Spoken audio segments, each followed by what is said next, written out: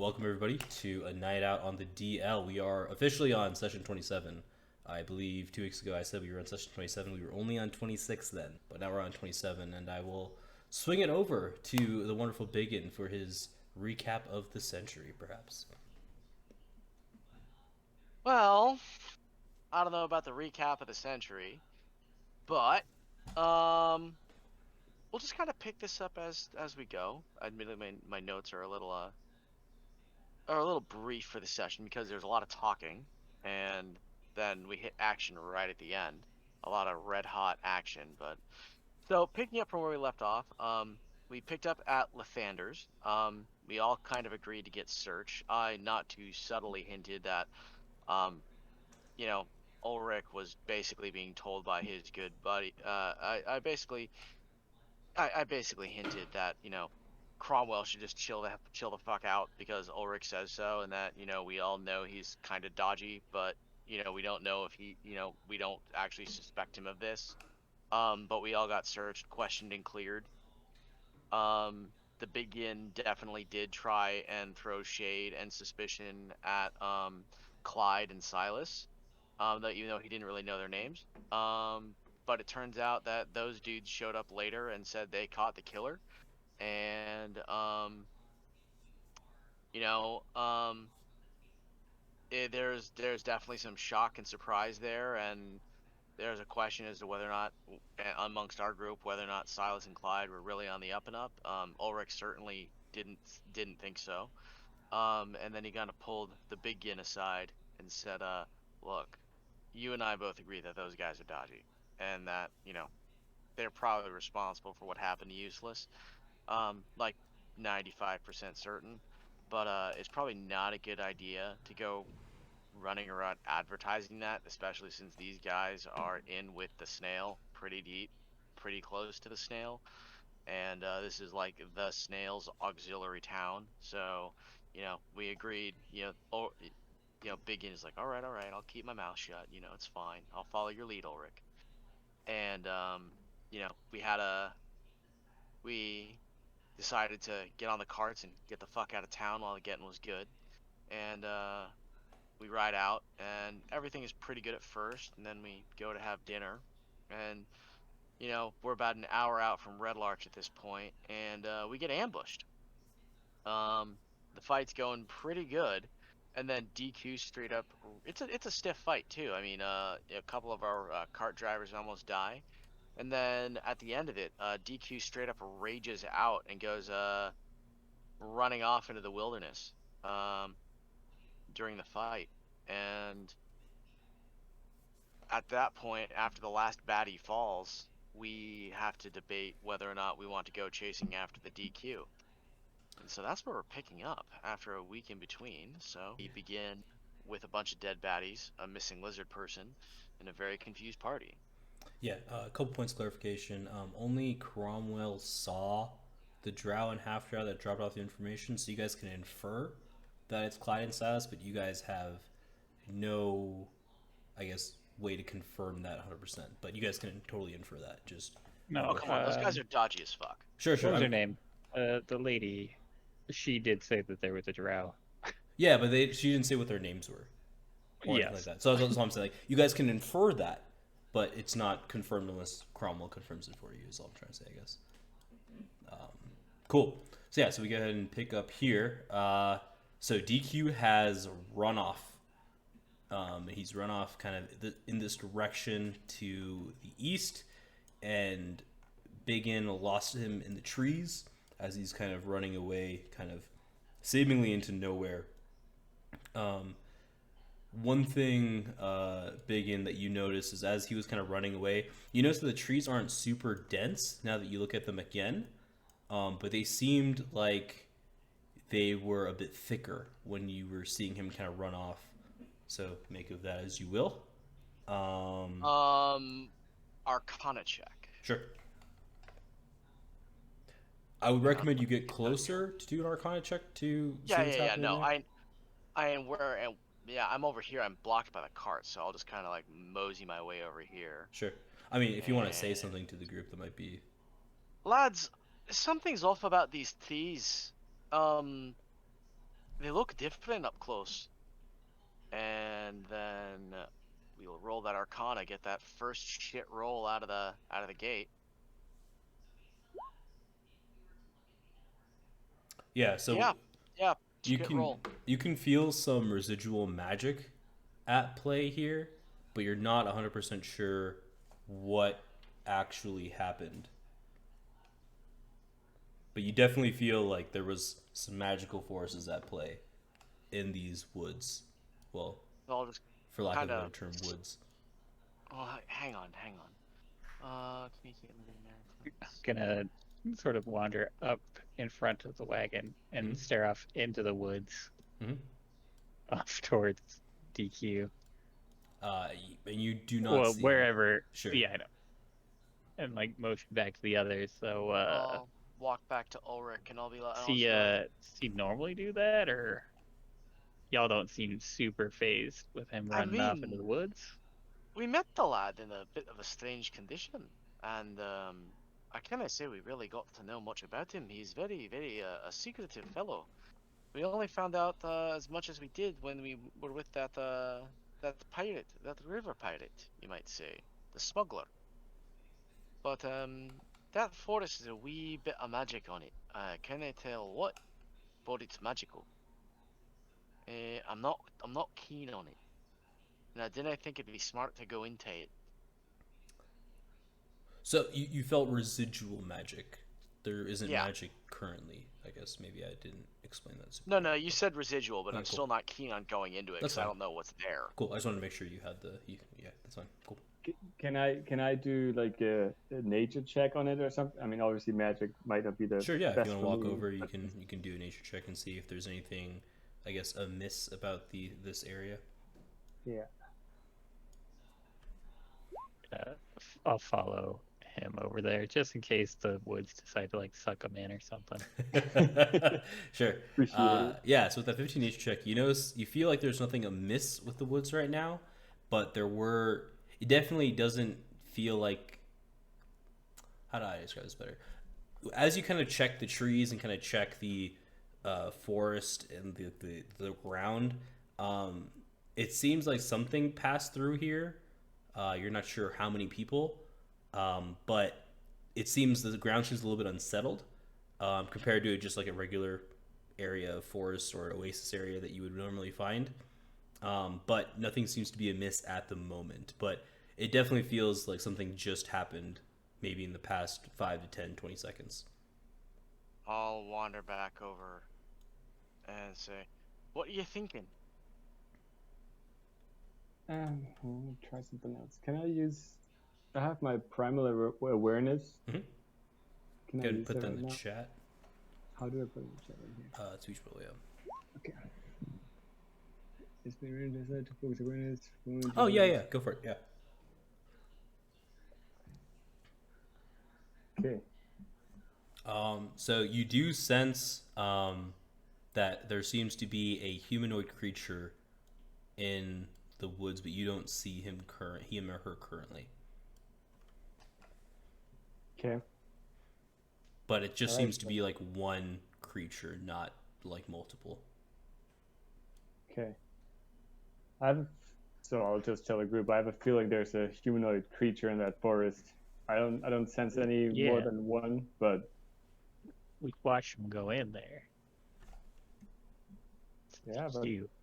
he seemed like he was following something, but I don't know if there's anything else in there. Since I can just sense one creature in there. All right, so it is weird that he went in there. Yeah, and remember, like, I saw his eyes turning black. So I don't know Right. what's driving him, but seemed very off. All right. Well, maybe he was compelled. Maybe the cultists finally got to him. I mean, they didn't mess around in his brain. True. It's a distinct possibility. So, we doing anything with this here possibly magic forest, or I say we take a vote on it as a group, and if we decide to go, we can go into the Red Larch, or we can take a wee bit of a detour and see if there's anything else that we might want to find on our lad DQ. I mean, maybe he ended up dead. We can loot his corpse. I mean, I appreciate the little guy, but we've had several detours on our way to Red Larch at this point. It's just very strange that we keep losing members of this group. This is the second person in 2 days. Well, you're not wrong. And magic is always a wee bit distressing. What's Not going wrong on there. here? I'm gonna just walk up and assume that I have no idea what's going on, and I want to boisterously interject. Oh, you know, just some normal ass magic shit. Nice. I know all about that. I don't know if. Let's see what I got. Hey, Cromwell, are you? I nice. do know about Yeah, that. Cromwell. Okay. Yeah. So as Lando kind of peers into the void that is this forest, his belly starts to tingle, Oh God. and he realizes I there got was a feeling. there was some dark illusion magic and something more powerful than that he can't quite put his finger on that occurred in this forest recently, but there doesn't seem to be any magic currently affecting the forest. And just a reminder that I'm only wearing wolf underwear. You got the chain. You got the chain on, remember? And the chain. Sorry. I gotta be. I think you also have you have shorts of some sort on as well. You're not just in the wolf underwear. You have other, regular clothes. No. Not all that's gone now. All right. So, was this revelation? Was this revelation included by a belly rumble? Was there any kind of audible noise that suggested that all of a sudden Lando turned into a savant of magic and just I will let suddenly Lando. could like to tell this shit? Yeah, I'll let Lando describe how his belly reacts to this energy that he senses. It's like just a little rum in my tum tum. Nothing too out of the ordinary. I don't really have any a backstory as to why this is happening, but let's just say that there is one. And I bet it's a great story. Maybe just maybe actually, just the reduction of my clothes has just gotten me closer to, I guess, magic in this case, and I've now become a conduit of sensing magical ability. There we go, nailed it. Turned it around. Yeah, I love it. So that's what I got. Yeah, like I said, you guys can feel free to trust that information or do whatever you want with the information he's given Oh, you. that's very interesting. Yeah. I'll peer off into the woods with just normal eyes instead of just Arcana or anything. Just So you wanna look perceive? for anything. Yeah, for anything that's out of the ordinary. Yeah. So as you're kind of looking through the forest, you do notice someone is just kind of sleeping. They're over there. But I mean, they're literally just sleeping underneath a tree. God damn it! Yeah, that's what you. I mean, you don't really see Y'all- anything else too much. Here we go, killer. This is my problem with all y'all magic folk. There's a person right there. Okay, so maybe this isn't super clear. They're underneath the tree, and the shade Well, kind of yeah, casts no, over them. Yeah, that's fine. Yeah. Sorry, I just can't do Yeah, shadows. and I'm very well. I'm gonna point. Be like, there's a person right there. Y'all didn't need to be casting spells. I mean, in our defense, laddie, it did seem that these bandits that attacked what attacked us again, DM? Hellhounds and a Hellhound. Hellwasp. Hellhounds and Hellwasp. That these creatures just kind of attacked us out of nowhere. I thought it was a fair thing to assume that magic was Nah, involved. that's not. All I'm saying is use your eyes, look around, and then do the magic. Y'all also did notice they had the fire cult symbol on their collars, but that was the only additional information you had. Yeah. So let's think about this if DQ was driven by some sort of power or magic by the cults that took him there, would it be worth investigating? This might help our cause of finding out more about the cults. And there's only one humanoid that he. Yeah. How long has it been? Like 30s, 40 seconds. It hasn't been that long since he ran off. So he's gone. Well, by now it's probably been like a minute or two, as you guys have been discussing. But like Sure. since like the end of like when he left to the end of the battle, it's probably like end to when you guys started going out here, probably 30 or 40 seconds. So I only sensed one. Within a mile. This is metagaming for Ulrich, so he wouldn't understand that this is how it works. So technically, how this works is if it's in his favorite terrain. What's your favorite terrain, Elwarin? Forest. Okay, this is like an oasis, not necessarily like a forest. Okay. But I gave you like half of it, if that makes sense. Where, because your favorite target is, I think, orcs and another creature, if I remember correctly. I think it was like humans. Can't remember what your favorite target is, but it tells you if you have your orcs and humans. Yeah, so it tells you if your favored creature is present, and you don't sense any orcs or humans within 6 miles, but you sensed a humanoid, which may or may not be half orc or half human, perhaps, which is why I kind of gave it to you. But you don't know how many there are, where they exactly are. I just gave you the number to make it easier.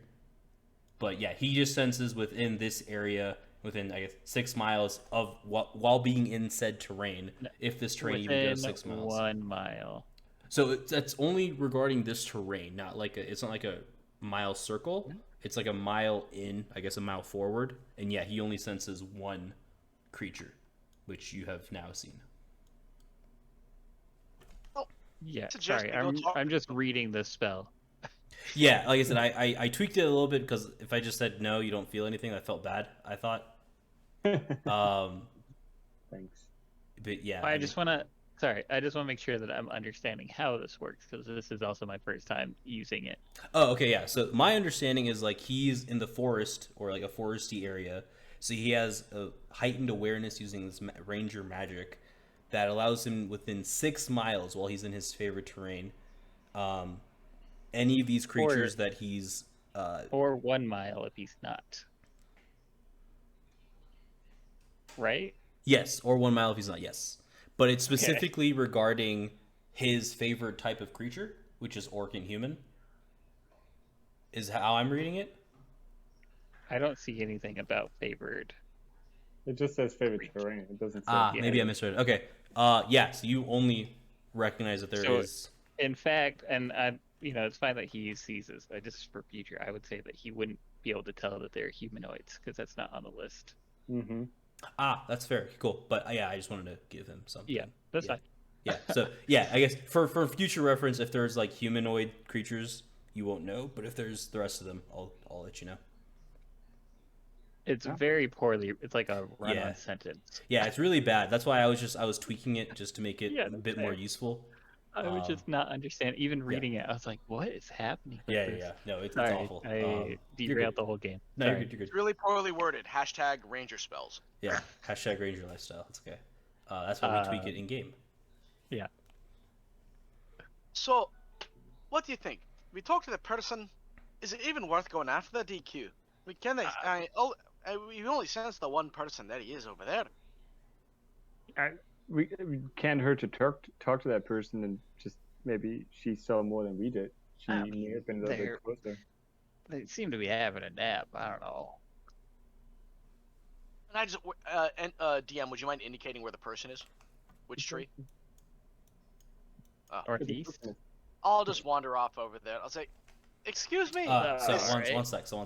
So as you get to about this tree, no, you're good. Keep walking. You're good. Yeah. As you get to about here, you have a strong smell of garlic coming from this person. I'm okay with it. I could take like 2 steps forward and be like, "Oh, I'll stop there and I'll be like, beg your pardon, miss. Did you happen to see a lizard person go running by here in the last minute or so?"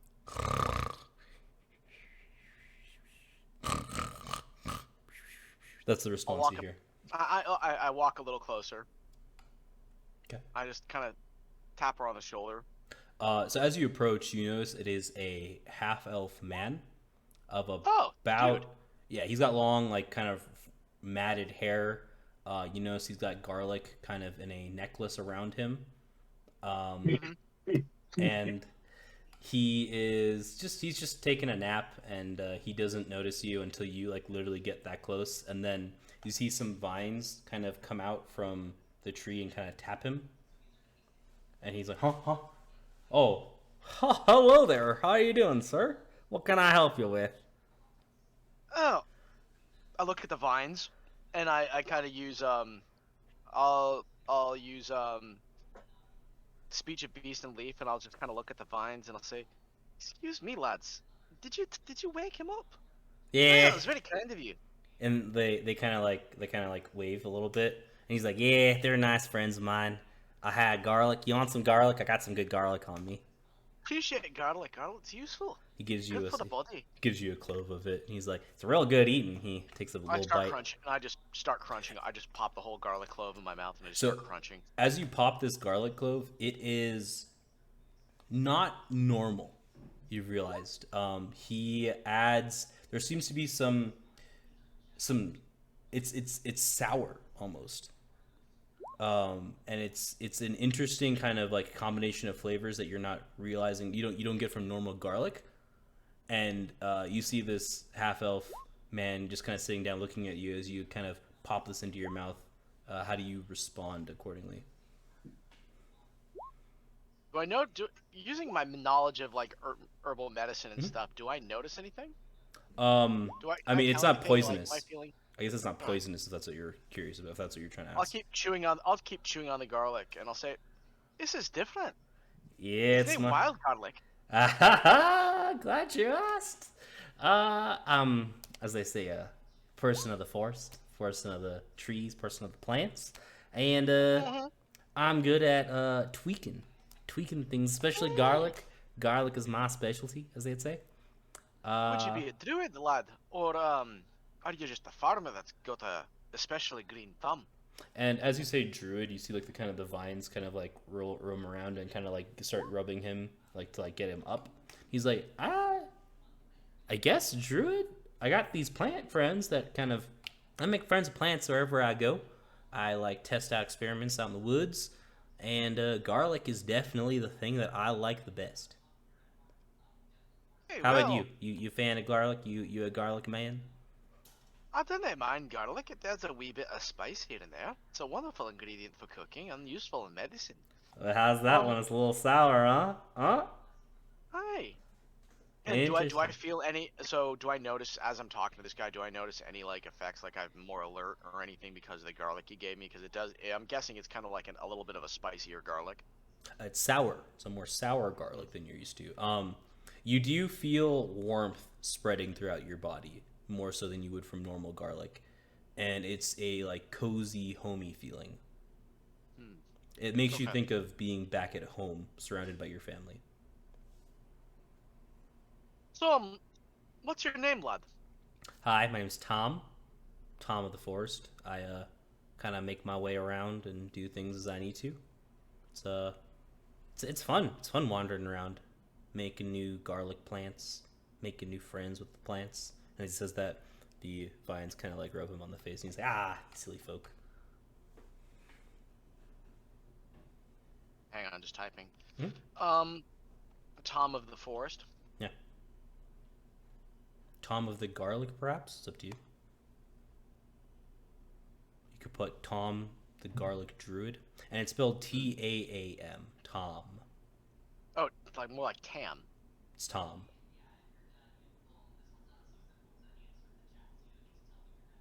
Yeah, it's more like Tam, but it's Tom.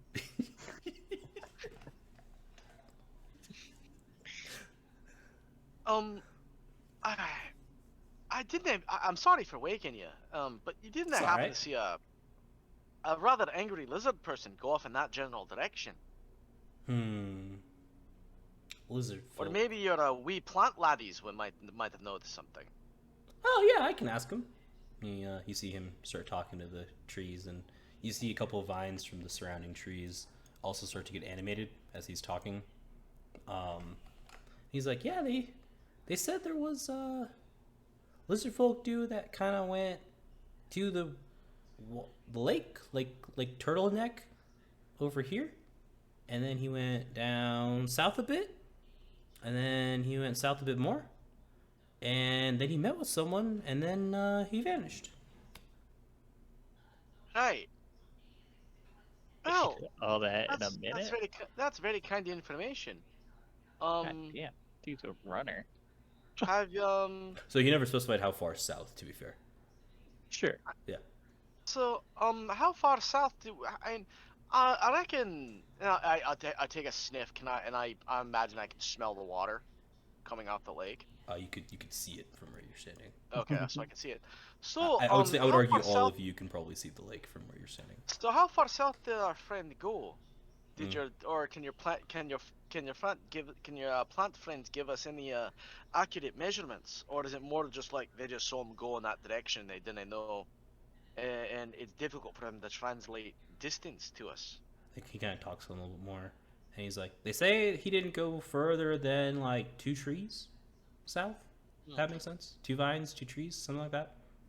You know, distance being relative, because plants can sometimes they're unconnected. You know what I mean? And like the garlic, man, you gotta love the garlic. Right, you wouldn't happen to have any more, would you? You came to the right guy if you're looking for garlic. And you see him open his pack, and the strongest smell of garlic that you've ever felt in your life just hits you. And as you see him open his pack, he's got 30 to 40 different kinds of garlic in this pack. So what kind of garlic you looking for here, bud? You looking for more of that warm stuff? You looking for some cold stuff? What kind of garlic you looking for here, bud? A little of everything, if you don't mind. Oh, I'll give you a sampler platter, huh? How about that? And you see him. That'll do. See him kind of take 4 to 5 different garlic cloves. He mashes all of them together in a little urn, and then he separates them into 5 like unique packages, and he gives them to you. And the packages are made from leaves, like they're just leaves kind of bound up. Think like Lord of the Rings when they have the elven bread. Yeah. Kind of like that. Yeah. And it's a paste almost, but it's still like fibrous enough that you could like chew on it or like just keep it in your mouth. And he's like, this is good for like, you know, you're on the road for a long time. You just put it in your mouth and can suck on it. You can chew it for a little bit. You definitely can swallow it, but saliva definitely gets that going real good. Yeah, I appreciate it. Thank you, laddie. Of course. Tom. Anything you can do for the forest, I can do for you. Anything like that. You got mushrooms. You got any kind of things that would be useful for me. I don't know. I've got, maybe you could use this compost. A couple of broken unkeg talons, some broken unkeg claws, but I didn't have much in the way of plant material, you might say. I'm a wee bit in the adventuring way, you might say. What's an onkeg? Never heard of one of those before. A large spider-like creature. Huh. Large, like, antlion spider-like creature. Here, I pull out one of the unkeg claws and one of the unkeg legs and offer it to him. He kind of looks at it and kind of goes over. He's like, don't feel like I could use these, but maybe this would make good fertilizer for the forest. I don't know. I'll try it out. But yeah, you can leave them here with me. I'll find some use. I like to. Yeah, I'll offload all of those to him. Sure. He's like, thank you kindly. Yeah, you come back and find Tom. I'm wandering in the forest. My next stop is the high forest, actually. You know, because they got the good garlic. You know what I mean? Aye. Would you believe it if I told you I'm from that area? So is an elf friend of mine, Elwarin. Ah, interesting. Well, I don't really got a home. I kind of just wander. I come in the forest, come out the forest. I am the forest, some say. And then as he says that, the vines kind of like wrap around him, and then he like comes like encompassed by them, and he like it looks like he becomes like one with the tree. He's like, and I can do fun tricks like this, and then surprise! And then the vines release him, and he kind of jumps out, and he's laughing. Aye, well, if you're ever up my way and you run across and you come across the Fairbog village in the High Forest, feel free to visit. Tell them I sent you. You'll be shown a good time. And what's your name again? No, you can just call me BigYin. They'll know. He sits there. He's like, Big Garland. I like it. I like the name, Big Garland. I'm gonna go with that, huh? No, laddie. BigYin. BigYin. You see If him you like put the garlic in, they'll nae understand.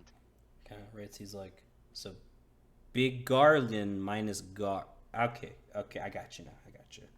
Kind of writes Big in. Right. Well, I appreciate your time. I'll let you go back to sleep.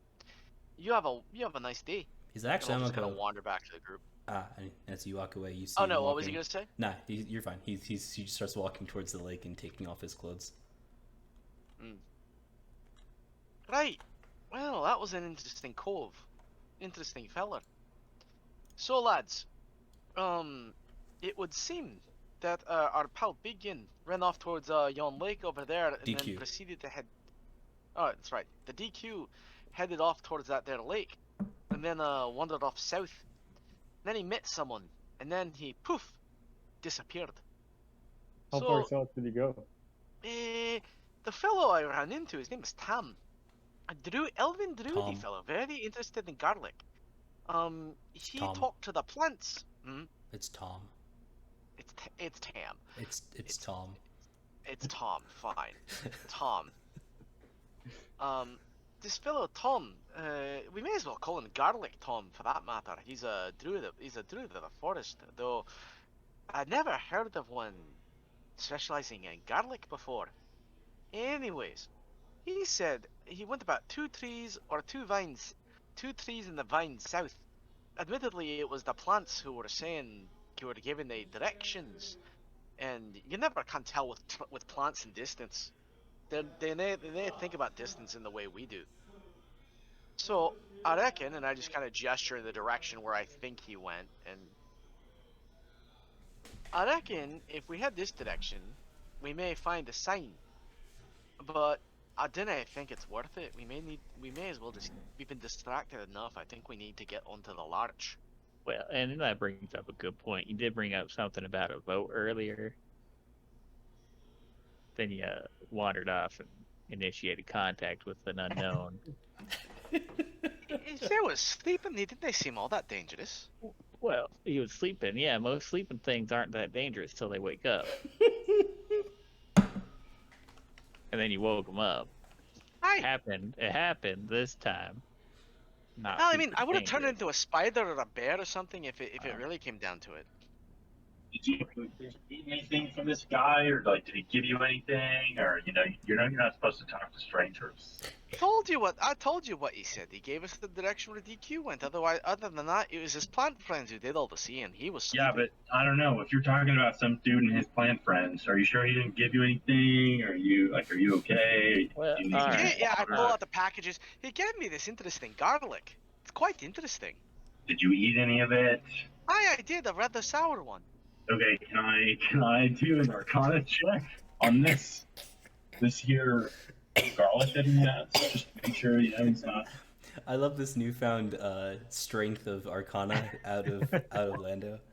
I don't know if it may have not have failed me. Yeah. So Lando, as you kind of look at these crushed up garlic kind of cloves, you feel like there is magic in them, but not like anything that's going to like improve anything about you. There's just like, it feels like a magic boy who lives in the forest cultivated random bits of garlic and experimented with garlic, and this is his now new creation.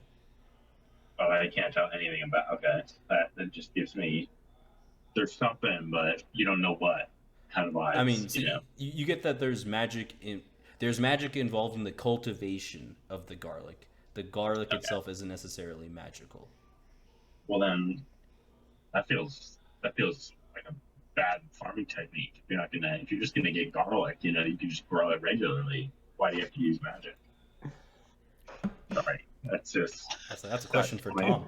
That's a Yeah. question for Tom. Good sir. it's just Sometimes garlic is just garlic, just like a chair is a let's chair. just talk about your efficiency here. You know, I mean, if anything, I Yeah. guess like it is more efficient, but yeah, we don't need to. We already have gone too far down this path. Okay, well, you know, there's nothing. Now let's put it to a vote. Now, sorry to interrupt, but if we are going to be going after DQ, time is of the essence. Well, I wouldn't necessarily say that. I mean, we still don't know what happened. So I mean, if this garlic guy and his vines apparently said he didn't go that far south, this is not gonna should be taking that much time for us to just have a look and see what's going on. If there's any sign of what happened to him. I mean, this is not a matter of like he apparently disappeared, so we can at least have a look and see if we can find any indication of where he went and what happened. Now that is true. I'm just concerned every time we've headed to Red Larch, something has happened, and we've gotten off track.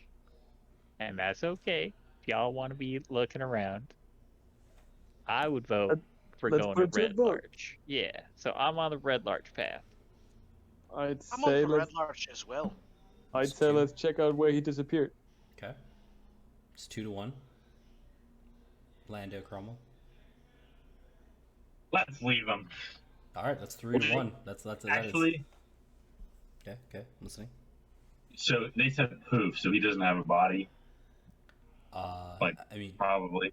from what Tom told BigYin, he was there and then disappeared. So you Cool. take So that no for body means no money. So yeah, let's Now- get out of here. We're gonna leave. I We do leave want a to. man behind. I do want to head to Red Larch. I just admitted that. However, maybe we shouldn't be taking a crazy old man in the middle of an oasis at his word. Yeah, he's also chewing on some weird ass All right, I thought like my maybe we shouldn't trust the vines. Sorry, BigYin. I know you trust vines all the time, but they may not have the best situational awareness and be able to track a person through the woods. That's all I'm saying. Like maybe he is just like out there a little bit. I agree with Ulrich. That said, he knows we're going to Red Larch. So if he snaps out or whatever, he can meet us there.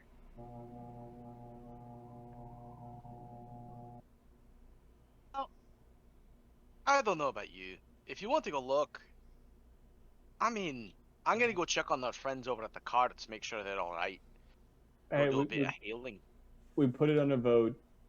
Let's go to Red Larch.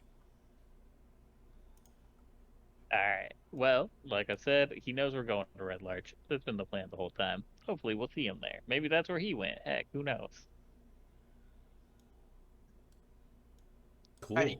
On we go then. Yeah, you guys, I guess, head back to the carts, and you see Garth just like laying down, tending to his wounds with Tony. Tony is helping him get him all fixed up. They're actually not there anymore. They're away from the hell beasts, and you see Tobias just fixing up the carts that got injured. I mean, he put out the fires, but he's not like, now he's working on mending them up and checking on the horses and stuff like that. I'll walk over to Garth and I'll burn my last level 2 healing spell. Okay. My last spell slot and give him a cure wounds at level 2. Okay. And perhaps we can have a short rest. How long are short rests in your game? An hour. But I wouldn't get any of my spell slots back. Correct. I need a long rest. Correct. All right. Cool. Yeah. Well, So sure. as you heal Garth, he looks like all fine and dandy, and Tony's like, "Well, I guess I didn't need to waste all these bandages on him." And he starts slowly rolling the band-aids off. Garth's like, "Oh, thank you, BigYin. That felt real good. But those hellhounds hurt like a truck. If those existed in our fantasy world." Like an equivalent to a truck. Like a cart hitting you with multiple horses. Yeah. Wait, can I just confirm that Ulrich suggested to take a short rest while he said we can't walk into the forest and look where DQ went? Sure, yeah, you could do that. Whoever isn't taking a short rest can wander around the woods and do that. No, I'm just saying it's interesting. I was told we don't have time, and now we're taking a short rest, so we could have technically just looked for No, DQ. I was saying if we were going to go after DQ, we should do it quickly. But we decided to not go after DQ. Therefore, we don't need to be quick. So also mechanically, you could be taking a short rest while on the cart, for what it's worth. That's a fair point. And if any of you guys want to talk to Tobias, you guys could probably find out how much time he thinks it'll take for him to fix these carts. Oh, then I will ask Tobias how long it'll take for him to fix these carts. Sure.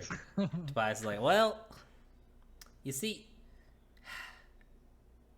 I got this hammer, and the hammer does good work, but, give me like 10 minutes and I think I'll be good to go. I mean, we'll have to do like some deeper repairs when we get into town, but like, yeah, like we should be able to last an hour with like 10 minutes of work. Y'all can, meander, y'all can, y'all know why we were attacked? Hey. Like that's Hard to some say. crazy shit. I ain't never seen these fire dogs before. Shit's crazy. Well, that's a good thing to know. I'll tell you that. 'Cause we're pretty new around here. Huh. You don't say. Well, yeah, you give me like 10 minutes, I can get these carts up and running, calm the horses down, we should be on our way. And he's like, hey, Tony, help me out here, will you? Tony's like, yeah, coming. Tony works on the horses. If we got 10 minutes, why don't we just take a quick look around the forest near that lake, see if we see anything, Yeah, put let's your do it. minds at rest, and then we can rest on the carts on the way up to Red Larch. Compromise? But if we don't see anything in 10 minutes, we're out. Yeah, we'll make sure to be back in 10 minutes. Alright. I'll let those guys go off and search. I'm gonna go examine this Hellwasp and see if there's anything I can get off it. Cool. Anything useful. Who is going with Elwarin? Is he going by himself? I'd Bye. probably go with Elwarin. Okay, Cromwell. I for will protection. chill in the cart. Okay. Lando, you coming? Yeah, I'm gonna. Did you only get part of that, or did you get all of that? I I heard said more none. words. I heard like 5 words. I heard alcohol. That's what I heard too. Yes, that is the big point that I. Yes. Does anybody have any booze? Garth is like, we don't got any here, but we could find you some in town, I'm sure. You saved our ass a bit. No, just after a fight, I just like I like to put my foot up. The other one stays down because it's been bad. Have a beer or whatever. You probably do that in the cart if you got like water on you. Kind of, I mean, just pretend, right? No, it's not the same. Fair. I'm with you there, brother. I'm with you there. Yeah. I'll be in the cart. Okay. Yeah. Cool. So we'll do BigYin first, and then we'll switch over to Elwarin, or you guys can make your way like to right about here. Like you guys are approaching the forest. Cool. So BigYin, what are you looking for specifically out of this Hellwasp?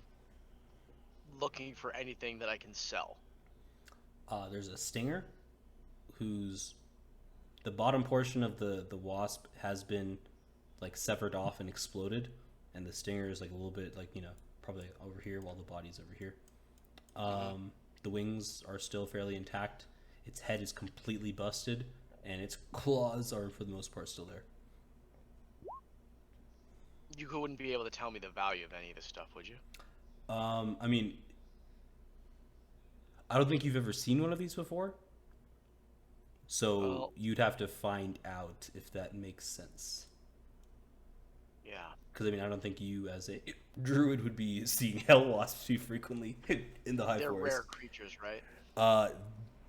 Make a intelligence or history roll for me. I can give you some additional information. History roll. Okay. I definitely don't get advantage on that. So what I will say is, you remember reading that there are certain creatures that aren't of this world that appear from below, and they are typically of a fire-ish nature. So you can Well, do with that what you I'll will. take the stinger. Okay. You And- you spend some time cutting that off. We don't need to do a roll for that. Cool. You have a Hellwasp stinger. Do you want to do anything with the wings or the claws? No. I figure the stinger. Does the stinger come away with the sack? I'm assuming it has a poison sack as well. Does that come across? That has been fully exploded. Okay, so I just have the By stinger. Elwarin's storm arrow with his crit was insane. It's Got it. fully Okay. exploded. It's like, so if you look at the picture, it's literally just like the second like rib, like the rib portion from the bottom, Yeah. and the stinger that's left. The like middle portion of it is fully exploded. Got it. Okay. Yeah, I'm done. Okay. I'm gonna mute my mic and do some typing. Cool. Sweet. We'll head over to Elwarin and Ulrich. All right, so you guys are headed into the oasis foresty area with Lake Turtleneck. Heading down to the lake. Yeah, I'll probably go over here. Sure. Go ahead and make some perception checks for me if you don't mind, or survival checks, up to you guys. If I get to choose. Mm-hmm. Nice. So you guys both kind of tell that there seemed to be a lot of movement in this area recently. Like, you guys can kind of look at the ground and see there's a lot of tracks. One that looks lizard folk-ish, and one that looks more humanoid. I guess because lizard folk have like webbed feet and all that stuff. Not to say they're not humanoid, but you see like more like something that had like shoes on comparatively. Yeah. I guess that's what I'm trying to say. Kind of pacing Lizard back folk and forth. feet and boots. Yes, yeah, pretty much, yeah. So you see the boot marks were actually, there's a bit more of that than lizard feet. The lizard feet seem to be just going one direction, and it's heading in this direction. Well, we Yeah. found something. Damn, that was quick. Say, let's follow this footstep a bit. Yeah. Yeah, so as you guys get to right about here, if you can, you guys notice that there are a bunch of tree branches that seem to be collapsed in this area right here, and you're not quite sure why. It's unnatural for this space. Like, you see how the trees are, and there doesn't seem to be like any branches that would have extended out that far to fall in that kind of pattern. Well, they were probably put there. So I'm going to start moving some tree branches. Cool. Let's Preferably with a tool. Use my crowbar. sure. I will. Should I just move in here for you? Does that make sense? Yeah, that's fine. All right, so you start moving away some layers of these tree branches, and as you start to get to the last layer, you notice that there is I couldn't do this very well when I was making it, but it's a broken circle of sorts. There's some cracks going kind of down here. Maybe I can draw it. That'll probably be easier. There's a crack kind of down here like this, and you see some like scuff marks kind of all around here. So is this kind of Well- like just like an imprint in the ground, or is this different material than the ground? It looks like it was drawn there using paint or some sort of like blood pattern of some sort, and something, from what you guys can tell, unnatural seems to have fractured it, so it's not usable anymore, from what you can tell. Well, ain't that something? That is something. Have you seen anything like this before? I believe, this is out of character, that this is similar to the teleportation circle we saw at the barge right in, right? So that circle was a much different design, but you can infer that it has similar. So I'm going to do Similar insight premises, to yeah. see if Ulrich comes to that conclusion. Sure. Yeah. So You recognize that the Bardraden had a much larger circle. It was a lot more intricate, which would lend to being connected to multiple different places. This just looks like a hastily drawn magical teleportation circle, unlike that at the Bardraden. Sure. I will relay that information. I mean, I'll just do an Arcana check for. Yeah, if you guys want to do Arcana or Survival or Perception, I can give you additional information. Yeah. So with the Arcana check, you notice that this is very fresh. You would guess within a day or two, this circle was made, and the broken portions of it also happened. You would probably say within the last 5 minutes, maybe. Okay. Like so it's very freshly made and freshly broken. Yeah. God, what are you trying to perceive here, Ulrich? The thing. Like, but Yeah, I'm looking at the teleportation circle just to see if I can find out any more information that's not necessarily Arcana related. Sure. Like, are there footprints coming off of it? No. So that's the Or thing, are they- right? So you notice that there's a bunch of footprints coming around it, like in a circle, like they were creating it, but there's no footprints leaving it after heading in. So you see what seem to be lizard footprints going in and boot prints going in, and then nothing exiting. All right, I'm gonna take a sketch of it. Mm-hmm. Okay, let me clear this junk so you can see it a little bit clearer. Well, I mean, I'm not physically going to take a Oh, okay, fair enough. sketch of it. I'm just saying, in character, I will make a sketch of it. Cool. Make a sleight of hand check for me, Sick. just to see how long it takes. Oh, okay. Well, yeah, I spend as much time as it takes. It's gonna take you the full like 10-15 minutes. Yeah. Mostly because what are you saying? I was gonna say I'm gonna look over Ulrich's shoulder and see him trying to draw this, and I'll give it a try myself to like Sure. be quicker at Yeah, it. yeah. Go ahead. You and make a notice sleight of that hand Ulrich is spending way too much time on the details. Clearly not much better. It's also taking you a good amount of time, and you guys are getting kind of frustrated with the cracks and the kind of like damage that's been done to this. That's what's making it take a little bit longer than normal. And yeah, so you guys finish, and you guys realize it's been probably longer than you initially thought it was going to take for you guys to do this. Well, now we got two. Yeah, you got 2 sets. All right. Well, if one of us winds up in one of these teleportation circles, the other one can do something about it. Hopefully, That's nice. Yeah, hopefully. So what we can gather from this is we see footprints that look somewhat like what we expect to be DQ's footprints. Mm-hmm. We see another set of footprints Mm-hmm. that we don't know who it is, Mhm. and they teleported somewhere. Yep, they entered the circle and never got off, is what you can tell. Okay, and we know that this circle is fresh, so or at least, the cracks are fresh, and the circle itself is also fresh, but we don't know how long it's been there. Could have been a day. So like I said, yeah, But you can't quite put your nose on it, but you'd say within a day, like it was made today. Okay, I'll look over to Ulrich and say that looks very cultish to me. I don't know what you think.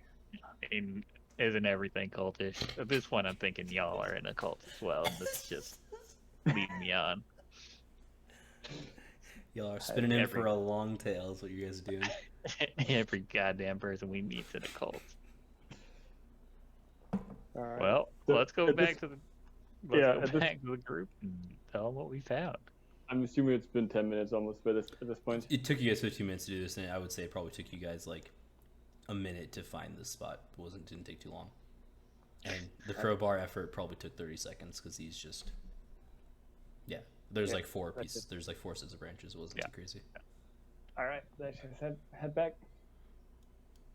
Cool, yeah, so as you guys head back, everybody is good to go. The carts are ready. Tony, Garth, and Tobias are done. They've kind of moved the Hellhound bodies off and away from the carts, so they have like a walking path of sorts. Yeah, feel free to hop on whatever cart you'd like to be on. And then I will relay the information that I got to Cromwell and show him the sketch of the teleportation circle. Okay. Like, well, all right.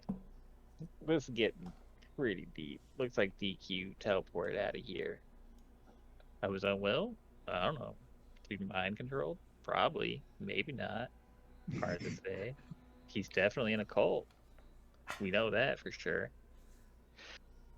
And this whole time I'm just staring at Ulrich with a blank face. Well, yeah, like you have a mask on, so That's Pretty true. nor- That's true. You wouldn't It's, be able it's, to it's see a my pretty face standard anymore. expression from what Ulrich remembers. yeah, from pretty Cromwell. normal for Yeah. Ulrich to just be like chatting at Cromwell. And it feels like a brick wall because he just doesn't Yeah. say anything. I gotta tell you, man, this is going pretty deep. So I'm looking forward to getting into Red Larch and buzzing this wide open. So what did I Hold miss?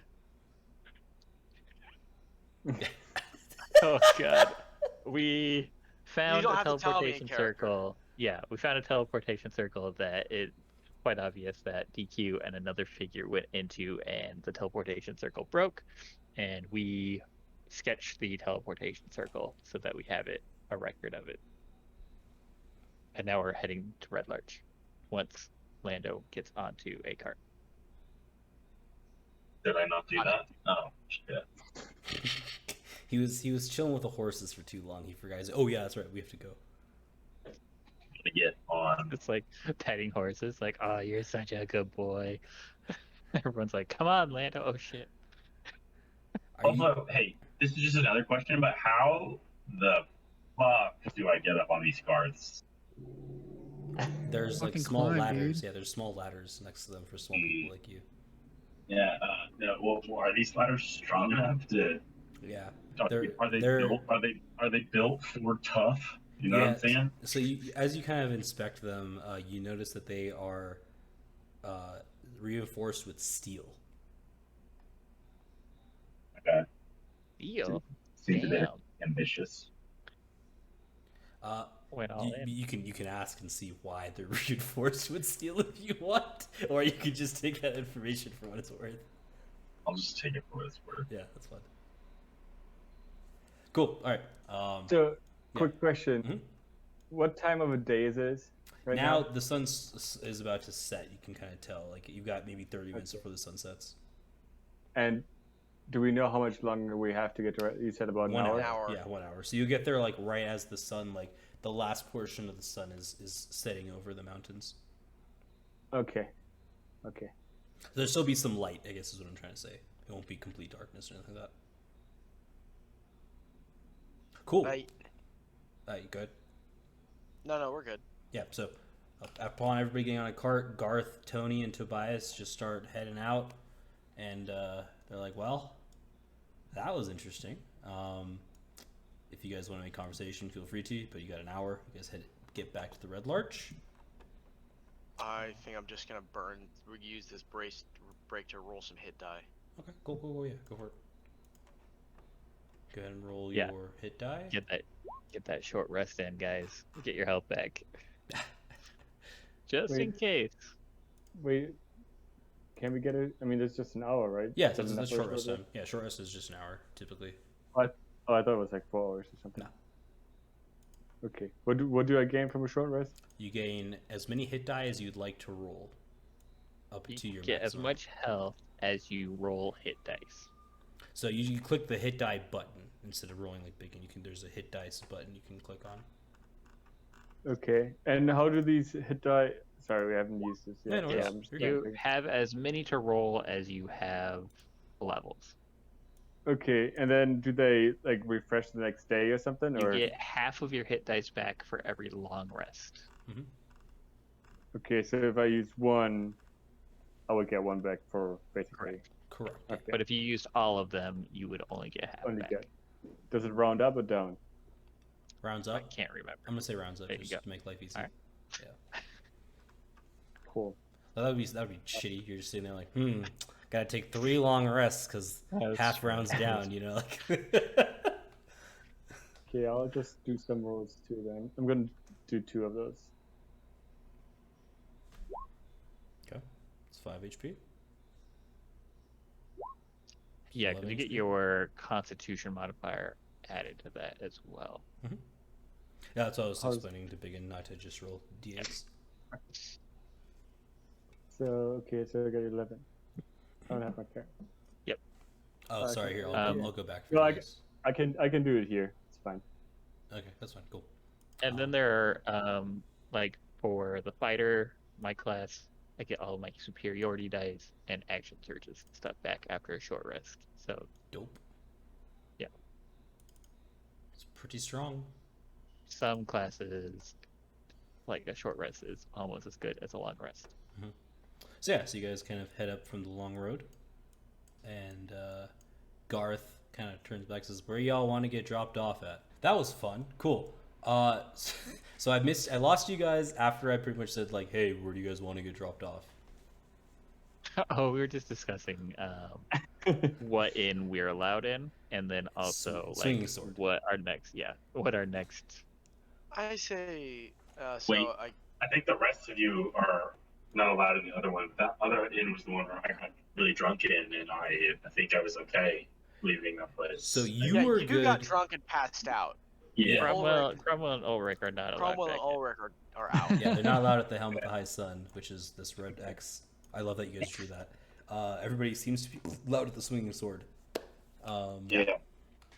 And then And the swinging so- sword does have a horse and Has your cart. horse and cart? Yes, Maybe, your or horses and we'll cart. be lucky if it's still there. I mean, Yeah, you guys were but- gone for a few days, so you guys just might have to pay up.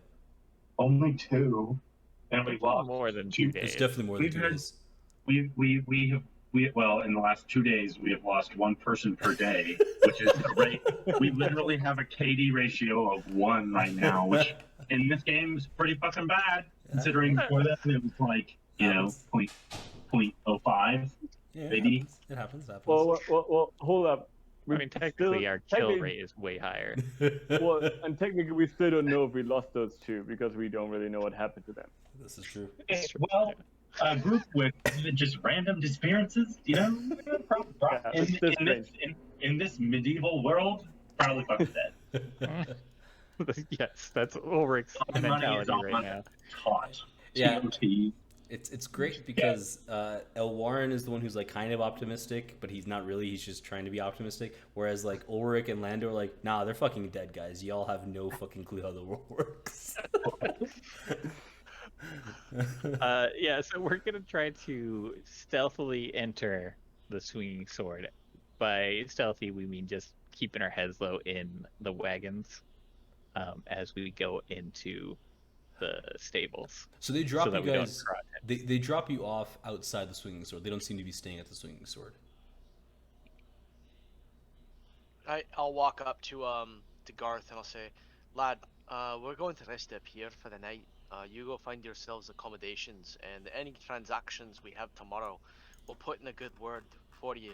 Especially, we'll also talk to the lady of the pub, the landlady of the pub here, and tell him you gave us good service and you did a fine job fighting those beasties out on the road. Well, thank you. We'll be heading over to the Lorns. We're gonna get this cart and wagon all ship shaped, and we'll find some place to sleep. We usually sleep at the Helm of the High Sun. They've got better rates, and they're a little bit rowdier, and I like me a good arm wrestle. I'm glad to hear it, lad. A few of our fellows got banned, if you know what I'm saying, for a bit too rowdy behavior. So I wish you the joy of it, and then I'll just follow the rest of the guys into the swinging sword, or I'll lead them in, whichever Sweet. goes first. Yeah. So as you guys head into the swinging sword, your friend Kalisa says, "Welcome back, guys. We're concerned. You haven't paid for your cart for a while." Aye, we got a bit distracted. There was an incident with some people over in the tower, and then another incident with some other people. Aye, we've done a fair bit of adventuring, and you can see we're down a few. We've had a bit of unfortunate event. It's been a series of unfortunate events, Kalisa. But what do I owe you for the horse and cart? I'm assuming they're still there. Yeah, they're still there. So just to pull back, remember you got that note. I know it's been a long time since we talked about the note. Yeah, so I'll pull the note out and I'll say this might explain a bit of what has transpired. And so Yeah. I hand it to her So to see she- her And just so you know, I'm handing it to her with I kind of like nudge Ulrich to like get him to pay attention. Oh yeah, I was And already I don't looking know. for any indication as to I'm whether or basically not. watching her to see how she reacts to the letter. Okay, cool. So she opens Yeah. it up and she starts reading, and about midway through, cool. You want to roll insight as well, Mr. BigYin, or you're gonna roll? I was with... working on that. Cool. Yeah, no worries, no worries. Nice. So as she's reading, like midway through, her eyes just kind of pop, and her eyebrows are raised, and you see her put a hand to her mouth, like oh Lord, and as she keeps reading, she's like, she starts breathing a little bit deeply, and then she finishes, and she looks up, and she's like, seems that you boys, men, and she's like getting a little teary eyed as she's talking, and she's like, seems you guys have been busy saving us. We'll I still have my establishment. We'll just call it even, huh? And I'll give you guys a couple nights free with like, she kind of looks, she's like, 3 rooms? 3 rooms sound good? That's appreciated. Additionally, we'd like to thank you for the information regarding the incident over at the Lancelot. We figured out what had happened over there. There's a wee bit of banditry that was sought to by a magical fellow over there who would preferably be left alone, but it means no harm to you and your kin here.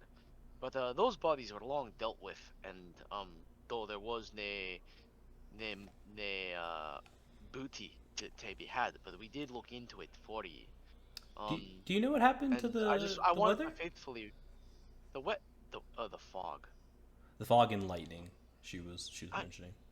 Can That's we right. go back into if we saw anything out of sorts with the art insight checks, or was it just a Yeah.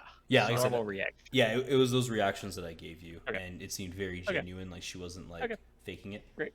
Yeah, I was gonna. Make it sure. Yeah, if it was faked or anything like that, I would have given it to you guys. But Okay. yeah, no, it was very. We're genuine. still looking into the weather, but I figured that was also something you brought up to us, and we may as well tell you. We're still interested. Wait, did we figure out the weather? Yes. So it has been a long time. So I will give you guys the information. So your boy, the necromancer in the cave, was testing out spells. So he was doing some lightning strikes, changing some weather stuff, and doing some fog stuff. So he was the one responsible for all of that. He explained this to you guys. So okay. I know it's been a long time, so I'll give that to you guys. I'm not. Yeah, you would remember that because it would be important for you guys to get some cash monies. Hey, we did figure out the weather. Again, that was down to our magical friend who would prefer to be left alone. He's a wee bit of an experimenter, and he was playing around with a wee bit of weather magic to improve his skills. He meant no mischief by it. Ah, well, that's awesome. And then you see her kind of go underneath the counter. She pulls out this bag, and she's like, "Well, here's the 50 gold for helping me out with that. I was real worried we had something to be worried about, but I guess with you guys around, we don't need to be worried about nothing. Not even giants. Wow." Hey, it's been a hard road. We're very glad we could allay your fears and make you sleep a wee bit sounder at night, and we greatly appreciate the waiving of the fee in the rooms. Yeah, would you like me to spread this around? Just keep this for myself, just for me? We'd like to let her back as we can use it ourselves. And we'd like to keep a bit of a low profile for now, if you don't mind. Okay. But we could use a bit of food, a scrub, and perhaps a bit of libation. Sure, yeah.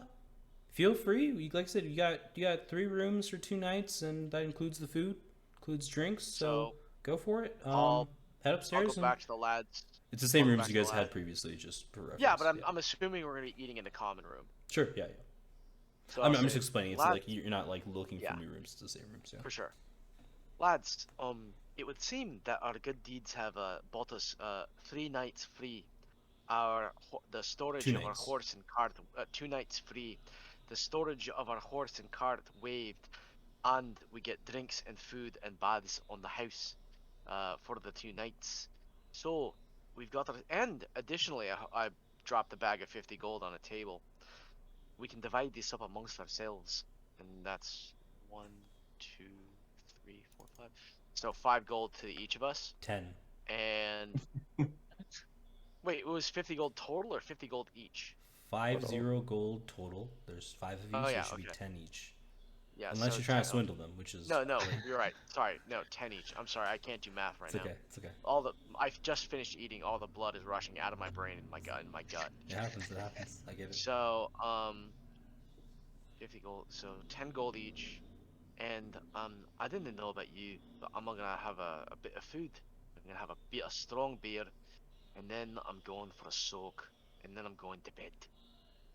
And then I'll wander back to the bar, get a liter of a liter of strong dark ale, whatever whatever stew or food she's got available, and I'll just bring it back to the table and sit down and just start eating. So you're doing this in the common, like the general kitchen area, and like drinking area. You're not going to like your room or anything. I'm just trying to make sure I understand where you're at. No, I want a bit of I want to like bask in human company, just Okay. but quietly eating. Just Cool. trying to see how. I'm also kind of looking to see what our arrival in town again what our arrival to the Swinging Sword is doing. Sweet. Yeah, sounds good. Is anybody else doing anything I guess differently? I'll just run another insight check, just so I'm aware of what's Sure. going on. I'm gonna eat Jesus take- Christ. food up to the ruin Okay. and start taking some notes Cool. in character. Sure. I will also bring food up to the room. Okay. Anybody? I guess I should ask: is anybody going to be outside with BigYin, or is everybody going to their rooms? I'll stay with BigYin. Okay. Wait, are we in the bar? You guys are at like the I guess check-in area, which is also where the bar and the food is. I'm gonna go to the bar. Yeah. Same. So you're gonna be like in the common area with BigYin and Elwarin, but you can sit at the bar instead of sitting in like a table with them. Yeah, that's fine. Yeah. No. I'm gonna drink. Cool. So we will. I guess is there anything specific you wanted to do, Cromwell and Ulrich, in your guys' room, or you guys just ending the night there? I don't want to like steal anything if you wanted to do something. I just didn't want people to Sure, see my face while I was eating. that's fine. I'm just asking, like, are you guys planning on doing anything this evening as well? Ulrich is planning on sneaking out in the middle of the night and Okay. going to the quarry.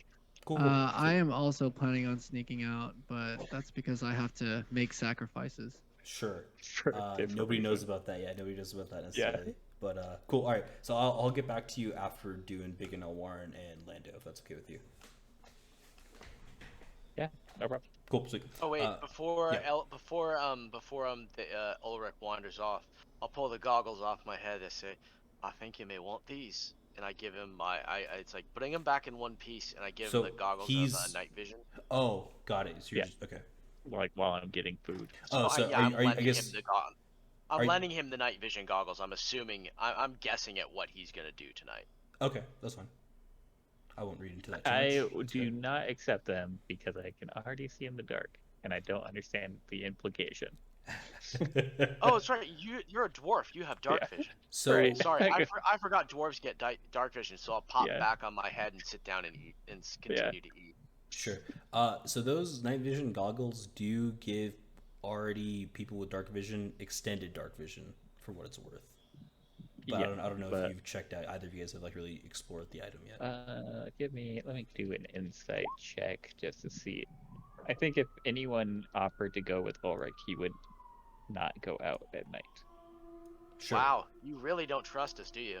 No, he it's that it went so poorly last time. doesn't. Anyways, all right. So I'm let's. just gonna say all y'all were the ones who got caught. All right, You're not anyways, wrong. let's rewind a little bit so I know what's happening. Sorry. Oh, I was just bringing up like what we were planning to do. Sure. We were just doing a planning session so that when it got to us, we would be able to cool. go Cool. for it. So you like I don't know where I cut off, but I'll just reiterate what I was saying about what you know about the goggles. Nobody in the dwarven military that were dwarves had used them, but you'd seen them before for people that couldn't see in the dark, and that it did let them see in the dark. So I don't know if you would know if it extends your dark vision at all. Yeah, he's just trying to play it cool. Sure. Yeah. All right, continue. Sorry, I just wanted to get that information out there. I wasn't sure where I got cut off. No, we were just making sure. We were just planning while you were gone. Cool. Yeah, no So worries. go ahead. But Ulrich would decline because he does not want anyone to think that he's actually leaving. Cool. Sweet. Yeah. So BigYin, Elwarin are getting food, and they're kind of just scoping around. You guys see some familiar faces from when you guys were here a few days ago. Ooh, I think it's been like 6 or 7 days now, almost. Jeez. It's been a while. And you see like a few regular faces. You see the constable who's just kind of hanging out there, and a few other folks that just kind of are locals, but mostly it's like new merchants and like new pompous folks that are kind of there, as this is the like higher class inn. But nobody really kind of looks at you too much. I mean, you'd have the man, the myth, the legend, of Brother Earden. He's still there drinking. He's having a fun old time. And you see the guard that is always there. He's kind of the person who's also the stable master. He's kind of just, at his usual corner, just hanging out. Iran, if you remember him. Oh, yeah, but we're not drawing any No. attention. I mean, he like notices you guys are there and kind of tips his hat to you guys, as like, Right. oh, welcome back. But he doesn't do anything additional to that. And then Lando, yeah, you're just piling on the drinks, I'm guessing, and getting as much food as possible. Yes. Excellent. After I finish, I'm just gonna take a bath, and then I'm gonna go for a soak with another beer, and then climb up to bed and go pass out. So I have no plan. That's me for the evening. Okay. Elwarin, are you planning on doing anything else? Did I lose internet again? I think he stepped No, away. you're here. Okay, cool. That's fine. All right, I'll get back to him later. All right, so Lando, how hard are you going? I would like to think that I am at least anywhere from, 12 to 16 breaks. Okay, I'm gonna need 3 Constitution checks for me. 3? Yep. There's 1. That's a matter. Womp womp womp, indeed. There's 2. That's better. Yep. All right. That's 2. That's So even yeah, better. so Progress. exactly. So let's explain how. This is how I'm envisioning this going. You get, What? Me speak up in game? huh? Am I not loud enough? No, No, you're good. I can hear you. I said this is yeah. how I'm envisioning your roles kind of went in game. So Yeah. you get the 8th pint. As I get drunker, I get better. Yeah, you get the 8th pint, and you kind of swing it back, and you feel like you're gonna barf. Like you're not feeling good at all. Before you finish that, your thought, just note that on the other side, the numbers went down, but on the side that mattered, they I went know, up. all right? I know, it's great. So like Wow, look at that. Yeah, you're kind of like woozy, and Iran kind of like motions you to go to the bathroom to like spill your guts out if you need to. He's seen more of that, and so he kind of guides you towards the restrooms. You barf, you let it all out. However, What? after you're done, you wash your mouth out and you rally like a champ. Come back, Puke and rally, and baby. huh? Puke and rally, baby. Did I hit him with a boot? Like where you puke in your own boot. Yeah, and then man. You keep going. Yeah, you go hard. You go even harder. Nice. So Nice. you're going. You're at 8, and you hit 16 without a breeze, and everybody in the bar is just chanting Lando, Lando, Lando, because you've just been Love going it, love harder and harder. Yeah. And Yeah. Iran's kind of watching you, kind of shakily, like Rally. do I need to escort him again? Is he good? But you seem totally fine. And then on that Yeah. 16th final chug, the bar keeps like, hey, that was legendary, and I love that you did that. However, we do have a limit of 16 for one Fuck. night. He's like, however, What kind of medieval bar is this? he's like, however, we do have a Hall of Fame in the back, and you have reached the number 1 spot on the Hall of Fame for 16 Hell drinks yes. in 2 hours. That's awesome. Didn't even roll a nat 20. Didn't even roll a nat 20, and I'm already a champ. Wow. And so I just- you see this barkeep kind of like writing your name down, Lando, 16 beers, and he writes approximately 2.5 hours. Yeah. Okay. And Is my he life says, fixed up on the wall? They probably Uh, didn't have. They probably didn't have cameras back then. no. That makes sense. However, he looks at you sure. and he's like, "Would you like an artist to commission your face on the Hall of Fame?" Do I have to pay for that? No, it's complimentary as part of winning. Oh yes, and duh. Are you So kidding me? yeah, so you're super drunk, and But I'm a stone faced. yeah. Right? You're drunk, but you're keeping it together. You got that Cool. 20 constitution. You're keeping it well together. The barkeep walks over to Brother Earden. Says, "Brother Earden, we have a champion who has beaten your record of 15." And he's like, "What?" And he wanders over. He's like, "Ah, that makes sense." And he's like, "So we would request you sketch his face upon the wall." He says, Of course. And he takes some chalk. He starts drawing you. I would like Cromwell to roll a d20 for me. How the hell am I rolling that? You're rolling for Brother Earden to see how good his thing is. Nice. So it is What? an excellent portrait of Lando. It's Wait, got the dude who I beat out for yes. the thing is fucking painting my face. So he wasn't drinking to like win tonight, but he was the last record holder of 15. Okay. Well, So you have now beat him, and he is the local who I'm painting my artiste. face. He's drawing your face on the Hall of Fame wall with chalk. Okay. Wait. So is the Swinging Swords bar max number of beers now 17? No. Otherwise, how is anyone going to break it? So it's actually yes, that's how it works. I love that idea. Thank you. The record is plus whatever. It's plus Plus one. one. Yeah, that's the max you can That's what have in the that record is? 2.5 hours. Yes. Okay, cool. So what if I just walk back out and drink 17 more beers? You can come back tomorrow night and do that if you'd like. Okay. Oh yeah, because you gotta give it a day. It's a day of rest. Yeah, you need a day of rest. They don't let you just keep going because they're more concerned that you're just not going to wake up the next day. Nah, I don't think some dude drinks 16 beers, 2.5 hours, and just walks away totally fine. A You would pint. let that guy go 16 pints, not just like 16 cans. 16 pints. back. I know. That's a lot, my dude. I don't know. Maybe. That or they got It's another 72 ounces. No big deal. Huh? What were you I saying, said Cromwell? they're either a beast or they got a fucked up liver. Yep. Yeah. And we're not sure what Lando is either. He Why might be not both? Yeah, he could be both. Yeah. Lando might be both. The medicine hasn't progressed that far in this world yet to find that out. No. Fair enough. Yeah. So now and then the barkeep's like, well, the next new high will be 17, which you can attempt tomorrow or the day after tomorrow.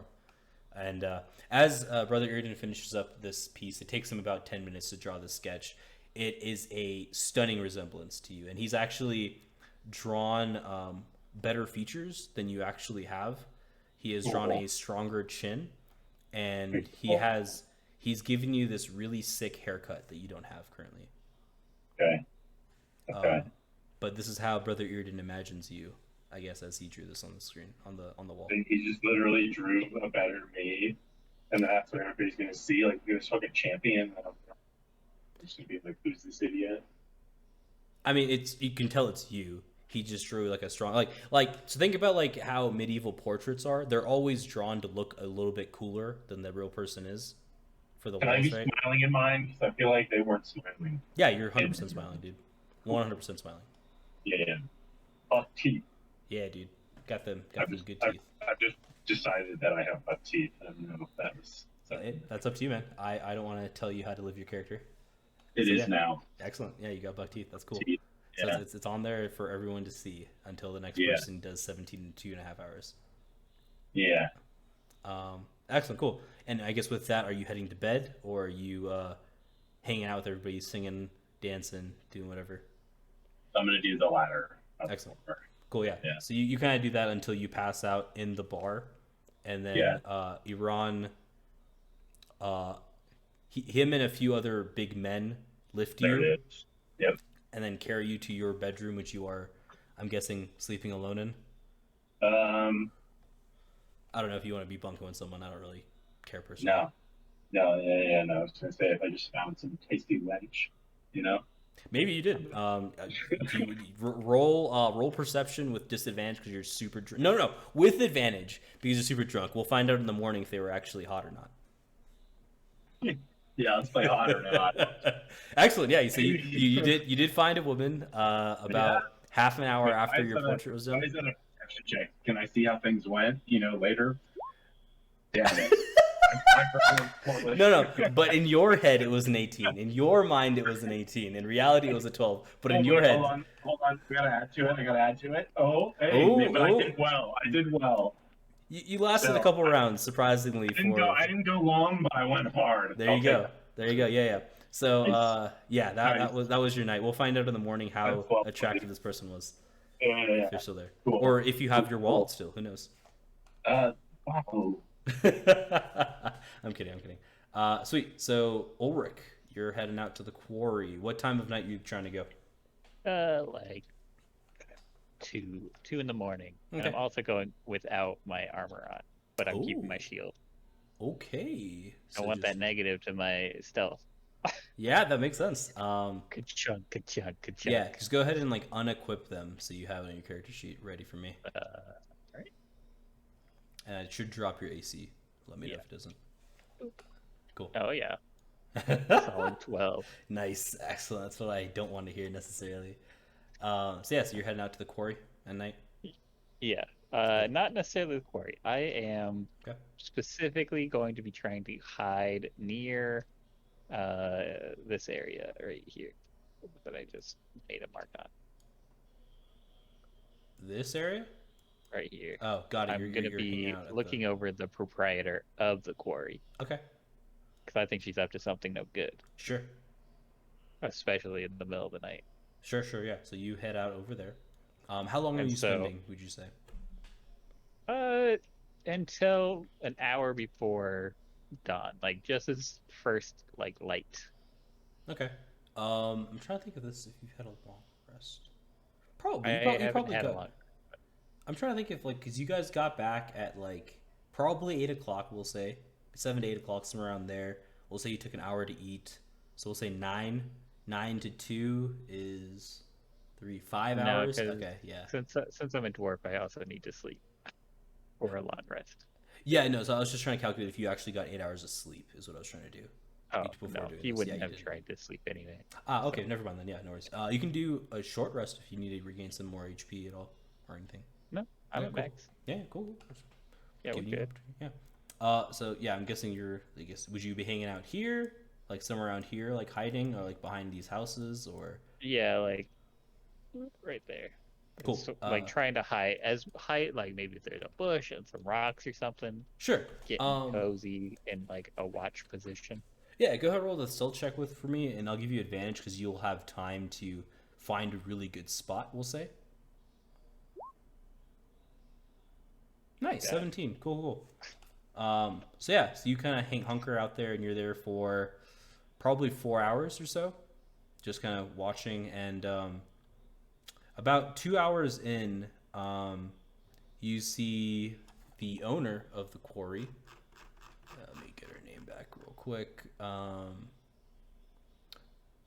Albie. I called her Albie. There we go. Yeah. Albie walks out. And she goes to investigate the quarry to see how the men are working. What you notice is that they don't seem to be scared anymore. As you've kind of just been watching here, there hasn't been any ruckus or any kind of clamors for, hey, we're gonna stop working. None of that. It's been fairly smooth, and Albie seems fairly satisfied with this, new mentality on the workers. She has a actual smile on her face that you haven't seen before. And she kind of walks down, and she kind of inspects the workers. And as she's coming back, you notice she kind of looks around frantically to make sure nobody's following her. And then doubles back into the quarry, going around the corner here. And you lose sight of her in the rocks. And she doesn't emerge for an hour. And you see her kind of come back. I knew there was something up with that one area. She comes back from around the corner, and she heads home and goes to sleep. Well, you can infer she goes sleep Right. so the lights go out in her house and she doesn't come out again. Yeah, I'm still gonna wait until the Sure. time I stated, just in case something else happens, which I doubt. But Yeah. So as you're waiting, you hear the foreman say, "All right, boys, that's enough work for tonight. We'll get the next shift in about an hour." And they start marching off. And you can look around and you can tell you've got probably an hour before the sun rises. hell yeah, And they just marching off. Nobody's noticed you. Nobody's seen you. You found a real good Yeah. spot. once they sort of are out of sight, I'm going to gently, but not like super stealthily. Like I'm just not going to run or anything. Sure. You're But- just gonna wander back. Yeah. Okay. Yeah. To that area that like there's like a man-made shaft, Yep. right? That she was talking about, that there was some sort of haven there. Yeah, so it looked like there was a shaft that had a man-made cave-in occur, and so as you approach it, it looks the same as when you saw it last time. Right. A mess. If you make an investigation check for me, I think that's what you'd be doing. Be kind of investigating this area, right? Cool. So since this is your second time there, I'll give you a bit more insight than what you saw last time. You notice her footprints. I've kind of come in and out, and you notice there are other footprints, but they look worn, like they haven't gone in at least a day or two. And you just see her footprints going in, and a couple others going in, and a few of them are coming out. Others are not coming out, but some of the ones that aren't coming out seem older, like I said, a few days old. Okay. And her tracks go back up to her house, and the other tracks kind of go back onto the path of the town, and then kind of disperse from there. I'm gonna go in Ooh. as deep as I can. Yeah. Okay. Yeah. So you start to walk in, and as you're kind of you're being how careful are you being? Maybe is what I guess to ask. Like fairly, I don't want to like touch any walls Sure. or anything, right? Yeah. So as you kind of make your way deeper to the man-made kind of like cave-in, you notice that it doesn't seem real. And as you approach closer, you don't, as you get closer, you don't smell like rotting wood or like dirt or too much dust like you would expect from a like cave-in like this. Sure. And I'm roll. gonna do perception Yeah. to try to find like honestly, what I was thinking was like a secret button or a lever that would have like a compartment. Yeah. So after searching for a couple minutes, you find a button that's underneath a rock just to the right of the cave-in. It looks like a fairly standard rock, but you're kind of looking around and tossing and turning. And underneath it, there is a scanner. It looks like a box on the rock that has some runes on it that you knew from your military days as a scanner. You would put a handprint or emblem of some sort, and it would read that through magical means, and it would let you in. Oh man, have I got the right thing for this? I'm gonna take the symbol Sure. that I have from the cultist and put it in the scanner. Which one? Which one was it? Earth cult. Okay. It's the pendant of the Earth cult. Yeah, so you put it on the scanner, and the image disappears, and you just see an open mine shaft. Fuck yes. All right, I'm gonna scan it again and see if it closes. It does. The image comes back up, and from what you understand, I guess like I said, I'm all referring this back to your dwarven military days because I feel like it's an adventure you probably haven't come upon stuff like this, but you know this as it's a magical device that just provides projected images. If you were to touch that image without the thing happening, there would be an alarm that's triggered. So I guess you're Nice. you're happy to notice that you didn't do that. Yeah. Like I said, this is just like from what you remember from Right, how you yeah. guys had things. It may be different here, but yeah. So sick. this Well- pendant seems to be the trigger to release and reactivate the lock, as it And were. with that information, I'm going to head back to the inn. Cool. Information gathered. Excellent. No reason to go further. Yeah. So yeah, so you head back to the inn. It's daybreak, and as you kind of come back, you see Kalisa. She's just out and about, kind of cleaning stuff. She's like, "Oh, didn't know you stepped out. Did you enjoy your morning jog? I'm guessing." Just gotta work out the kinks in the morning. You know how it is. Yep, I get that, especially with older folks. I heard they wake up real early, even if they don't want to. She's like, Oh, ain't that the truth? yeah, she's like, well, if you want a bath, there's a bath ready. Like, it's there. You can go whenever, and we'll have breakfast ready in about an hour or so. All right. Well, fair enough. I'm gonna go get changed into the old adventuring gear. You know how it is, bright Yep. and early. Yeah, I understand. Cool. So we will cut there and go to Cromwell. So, what time are you planning on leaving to do your sacrifices? Probably closer to midnight. Okay, cool. So you head out about a couple hours earlier than Ulrich. And where are you heading off to? Somewhere where there's some wildlife. Cool. Yeah, so that would be either northwest or southwest. That would Yeah, be I the think we'll closest go up ones. here. Cool.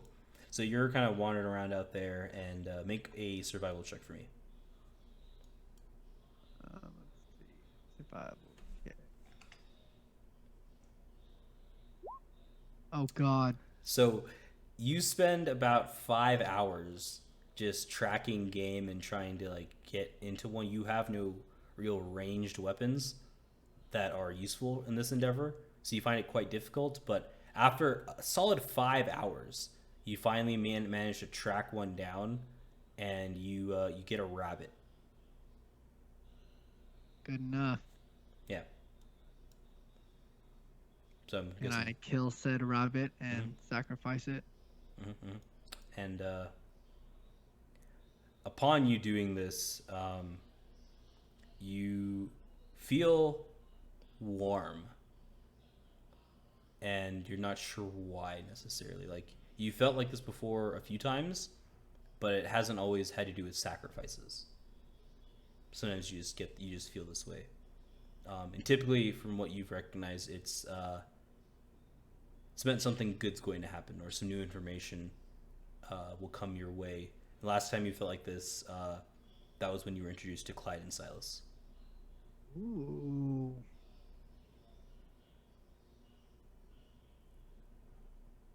I shall take my warmth and walk back to the swinging sword. Cool. Yeah, you get there before Kalisa's out and like doing anything.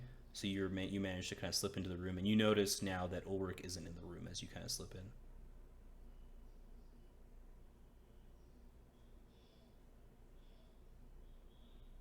Do I care that Ulrich is not there? Hey, that's up to you. I'm not telling you how to play your character. I'm just giving you information that you would notice as you walk into your room. Okay. Cool. Sweet. Yeah, so we'll just start off that it's the next morning. Yeah, what would everybody like to do? It is morning. What time are you guys thinking you'll be waking up to get breakfast?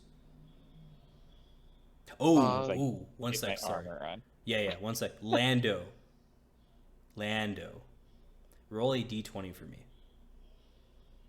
Is Lando here? Lando, go. I'm here. Sorry. Roll a d20 for me, please. Two. I started rubbing my hands together and I said, let's see what I got going. Yeah, roll 2 d20s for me. 2d20. Yeah. But is this like girl one, or thing one, thing two? You'll find out. It's part of the excitement. I'm not gonna judge how this guy plays his life. It's part of the excitement. Damn it. All right. That's not a lot. All right. So as you wake up, you notice that the girl is no longer there. Okay. And as you kind of like get up and like you're kind of rubbing your eyes, you check your wallet and you're missing 5 gold pieces. Did I at least have a good time? Hey man, that 19 performance, you thought you had the time of your life. You haven't felt that alive in a long time. I got let down by my athletic ability. Yeah, and you're kind of maybe you're questioning if if you had lasted a little bit longer, maybe you would have kept the 5 gold. Who knows? Yeah. Um, So she or maybe, basically- or maybe you would have lost more gold. Who knows? Do you even know her name? Do you remember her name? I bet it was Slagathor. That's an interesting name, but sure, we'll roll with that. That's what you remember Yeah. her name being. So you can feel Yeah. free to ask Kalisa or Iran or anyone. Next time I come back to this town, if there's just like another little like fat half dwarf rolling around, am I gonna have a problem? Hey, I haven't decided what the implications We'll are. deal with that when we get to Yeah, this. we'll deal with that when we get there. Let's just give me some problems from this Yeah. night. You know, Sure, I gotta maybe. remember. Yeah, like I said, you lost 5 gold pieces. Maybe that's all the problems you have to deal with right now. So you wake up and you're not hungover necessarily, but you're not tip-top shape, if that makes sense. That was a bit more of an expended amount of energy than you're used to, typically. Cool. Yeah, cool. So everybody's awake at this point, eating breakfast. What would you guys like to do? I know it's been a while, but BigYin and Elwarin, you guys got some information about a person to meet in the town. Yeah. So if you would like to do that today, Yep, it's possible, or you can do whatever that's you'd like. the plan. Cool. All right, I was just making sure So we were. I'll say Yeah, so. I'll get up, or I'll just say I was up early, and I'll just go down and have tea and some breakfast, and wait for Elwarin to come down. Okay. Are you okay? So are you guys trying to do that just the two of you? Are you trying to go as the group? What's the game plan with that? I mean, I plan on talking it over to with Elwarin. It might be easier if we all just kind of divvy up and meet back. Okay. Like my plan was to I don't know about you guys, but like this whole thing started because we were all given individual jobs that somehow all related to each other supposedly. Sure. And as we're trying to keep a low profile, I figured it might be best if just Elwarin and I wandered off, left a note under Cromwell's door, just slid a note under Cromwell's door, and then headed off and said, "We'll meet you back here at midday." Not for Lando. Figured Elwarin and Ulrich would tell Lando, but I mean, we can leave Lando a note too. Sure. That's what I was just curious because Lando had a separate room. Yeah, so you can leave me here. That's all right. I'll find my way. yeah, so he's gonna look for that girl Slagartha, or whatever her name he said. Slagathor. So Ulrich will be down drinking the biggest cup of coffee you've ever seen. will I just run into him down there? Yep. Yeah. Yeah. Pretty much. Uh, He looks Oh. exhausted. I'll walk up to him, tap him on the shoulder, like, "Good morning, laddie. It looks as if you had an interesting night." Yeah. Oh, have I got some news for you? Would it be that the for work- inside conversation. I understand. I touched my nose. Well, I'm waiting down here for Elwarin to come down, and I reckon I'll tell you now. We're going off to the bathhouse to go inquire about that first job we were supposed to be doing here. I was going to leave you a note, but would you mind keeping an eye out for Lando and passing the word around? No We'll problem, go off I on can our do own, that. and then we'll meet you back here around, let's say, midday, and then we can have a wee bit of lunch, wander off, and have a bit of a talk. Sounds good to me, yeah. Enjoy your time at the bathhouse, and I give him a wink. I didn't know what the salacious wink was for, laddie. I didn't think that, I didn't think we'll be doing that kind of thing. But, as you will. You never know. Never know. Never know what you'll find. Cool. All right. Elwarin, what time would you say you're heading down? Well, what time was it when they were down there? I'll say 6:30. I'll head down about like 7:30. Okay, cool. So Ulrich I guess Ulrich, are you still down there, or are you heading back up to your room after you drink your coffee? Yeah, he's guzzling as much coffee as possible. Cool. All right. I guess He's sort of like finally at ease because he finally found some information. excellent. Yeah. So you're kind of taking it easy downstairs with your big cup of coffee. Yeah. All right. Cool. So Elwarin, you walk down, you see BigYin and Ulrich kind of chillaxing, and you've never seen Ulrich this relaxed before. but also looking super tired. Yes. Is that what I yes. imagine? Yeah, super, Yeah, super exactly. Like bags on their eyes, but super relaxed. Yeah. Yeah. Like a weight has come off of his shoulders, perhaps. I'll walk by him and just say like, "Hey, or you look different today. How was your night?" It was a long day, I'll be honest. But I'm not quite sure what that means, but I'm glad to see you relaxed right now. well, you guys enjoy your bathhouse, and we'll catch up later. Sounds good. And I'll grab a cup of tea before I walk over to BigYin. I'm guessing he's also at the bar. That would be my At the bar. yeah. All right, so I'll just sit down, order a cup of tea, and look at BigYin and say, "So what do you think? Should we head over to that bathhouse this morning?" Aye. Aye, that was the plan, I thought. Just the two of us. You know, small group, not a lot of attention, much easier to ask questions that way. I agree. Also, it seems like this is more important to the two of us, and we don't need to draw too much attention. Are you guys getting breakfast? I know BigYin Yes. is, but is Elwarin? Are you getting breakfast, or are you just Yeah, chilling? yeah. With the Cool. I'll have some breakfast before we head out. Cool. Yeah. So you guys have a standard breakfast. We'll say it takes you guys maybe 30 minutes to finish it off, and then you guys can head out if you'd like. Sounds good. Cool. So it's around 8 o'clock in the morning. You guys are wandering up. I guess. Do you ask for directions to this bathhouse, or are you just gonna wander around town trying to find it? We'll find the constable and ask for directions. Yeah. Okay. The constable. Yeah, he's chilling in the middle square here. He's bright eyed and chipper. Harbuck is Good his morning name. to you, sir. Arbuckle? Harbuck. Good morning to you, Constable Harbuck. Would you mind pointing us in the direction of the bathhouse? He's like, it's you folks. Look at you keeping your noses clean. I like it. I like it a lot. He's like, yeah, you can find the bathhouse up the street. About 3 houses or 3 buildings down from the Swinging Sword y'all just walked down from. Aye, and speaking of keeping our nose clean, I pull out the letter of introduction again, and I say, this might describe our exploits recently, and any additional help or information you might provide could be useful. Sure. He kind of reads it. His eyes go wide. He gets a little bit grave as he gets to the bottom. He's like, you boys, you men, I'll call you men now after what you did. You've saved this town from a heap of trouble. Don't know if me and my group, as well as Grund, could have held off, says here, Manticore group and Giant by ourselves. But, I appreciate it. It's some good work you put in there. Aye, if we have questions, do you mind if we might have a private word later? What kind of questions you looking for? Oh, just a wee bit of information here and there. There's my friend Ulrich might have a few. Do you remember him, the dwarf lad that was spoke with you when we first arrived a few days ago? Yeah, He man, might- looking for we cults, might have right? Aye, that one. We may have a few additional questions for you a bit later, but that's neither here nor there. That's later. I see. It's a peripheral thing. I see. I will keep that in mind. Thank you. Cheers. You have a wonderful afternoon. And then I'll go off, and then we'll go off to the bathhouse. Is it like 8 a.m. in the morning? Yeah, it's morning.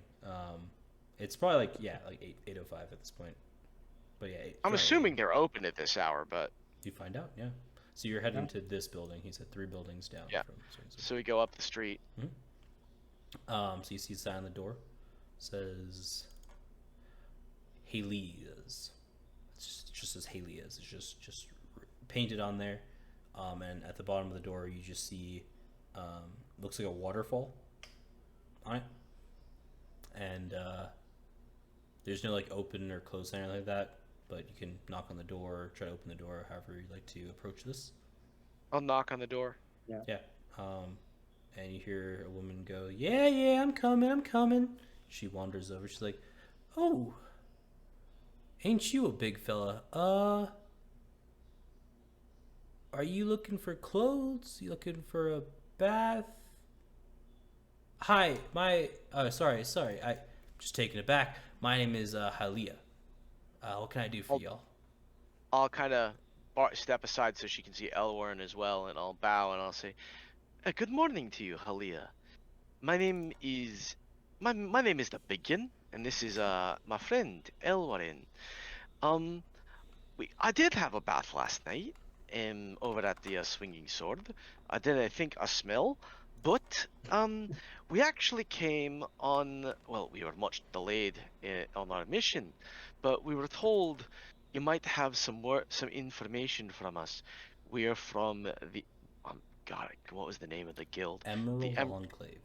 We're on a wee mission from the Emerald Enclave to find a Moon Elf princess and some magic seeds that went missing hereabouts. Yeah, she kind of ushers you in. She's like, and you, good sir, what is your name? I got his name. What's your name? I'm Elwarin. You got a last name there, buddy? Alzalor. And she stops. And her mouth is fully dropped at this point. She's like,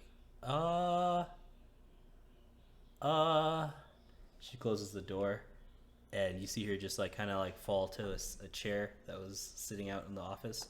She's like, you wouldn't happen to know Adara, would you? I do. Yeah. That's my mother. Ah. Well, we'll just say I owe you a life debt, if not your mother.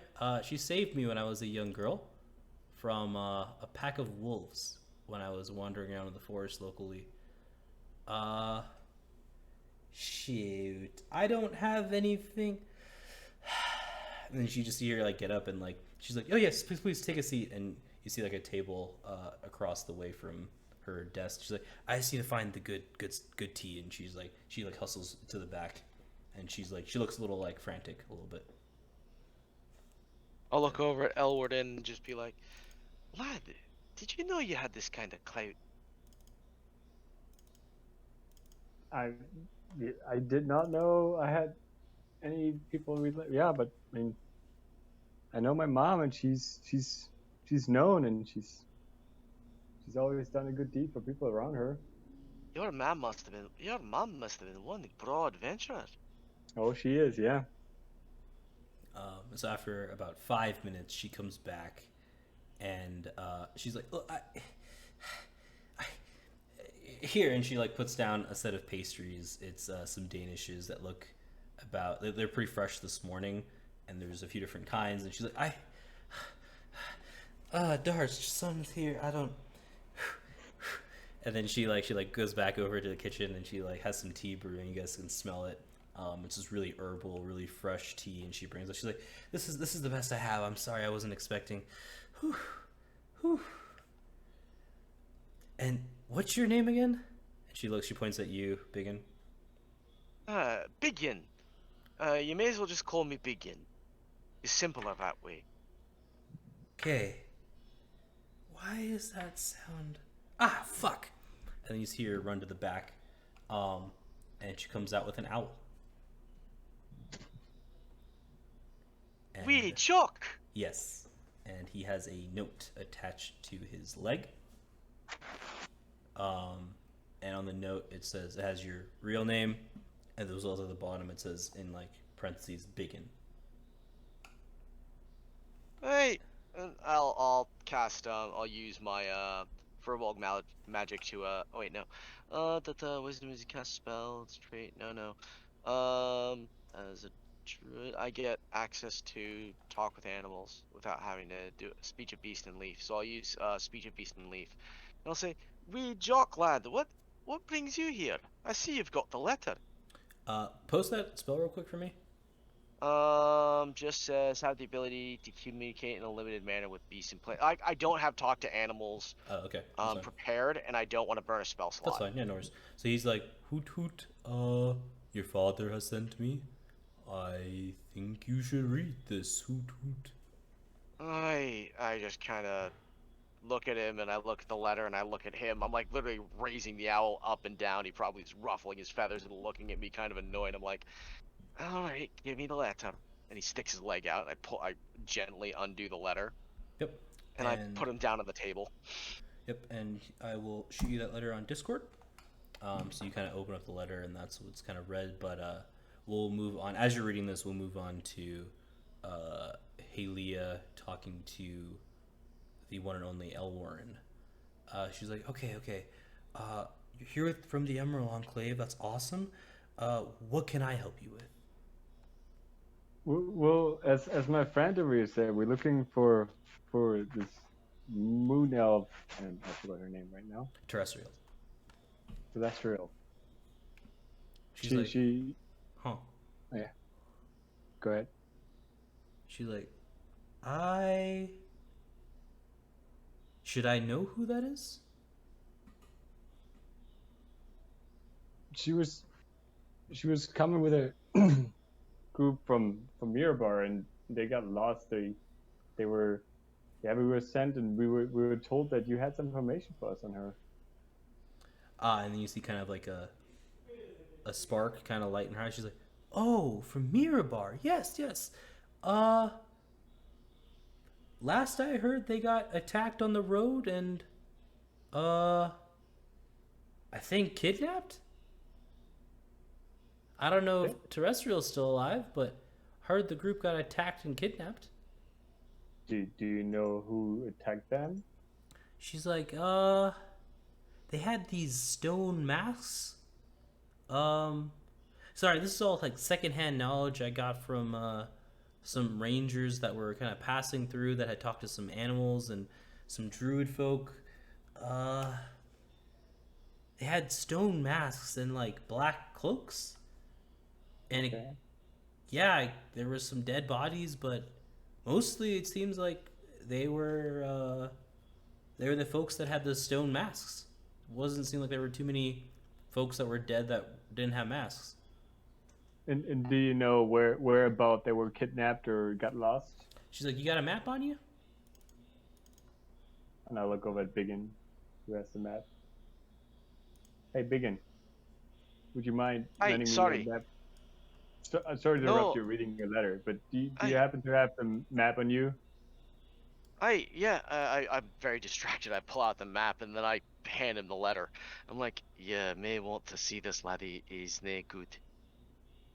So I'm gonna move you guys to the map real quick so she can just kind of point you in the area she heard about last time. And she kind of points to this spot right here. She says there was a battle and they were captured right around here.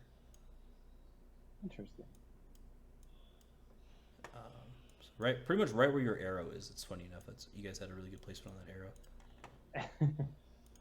Cool. Is that pretty much the area where we ran into that giant, or is it a little farther off? Giant was right about here. He was Okay. in this area, but it's fairly close by. I'll bring you guys back over here now. And Elwarin, I just dropped you that letter, and I just dropped you a letter. Okay. Discord. And I'll be reading that letter very quick. Cool. So she kind of just looks and she's like, yeah, last I heard they got kidnapped and taken away. They had the stone masks and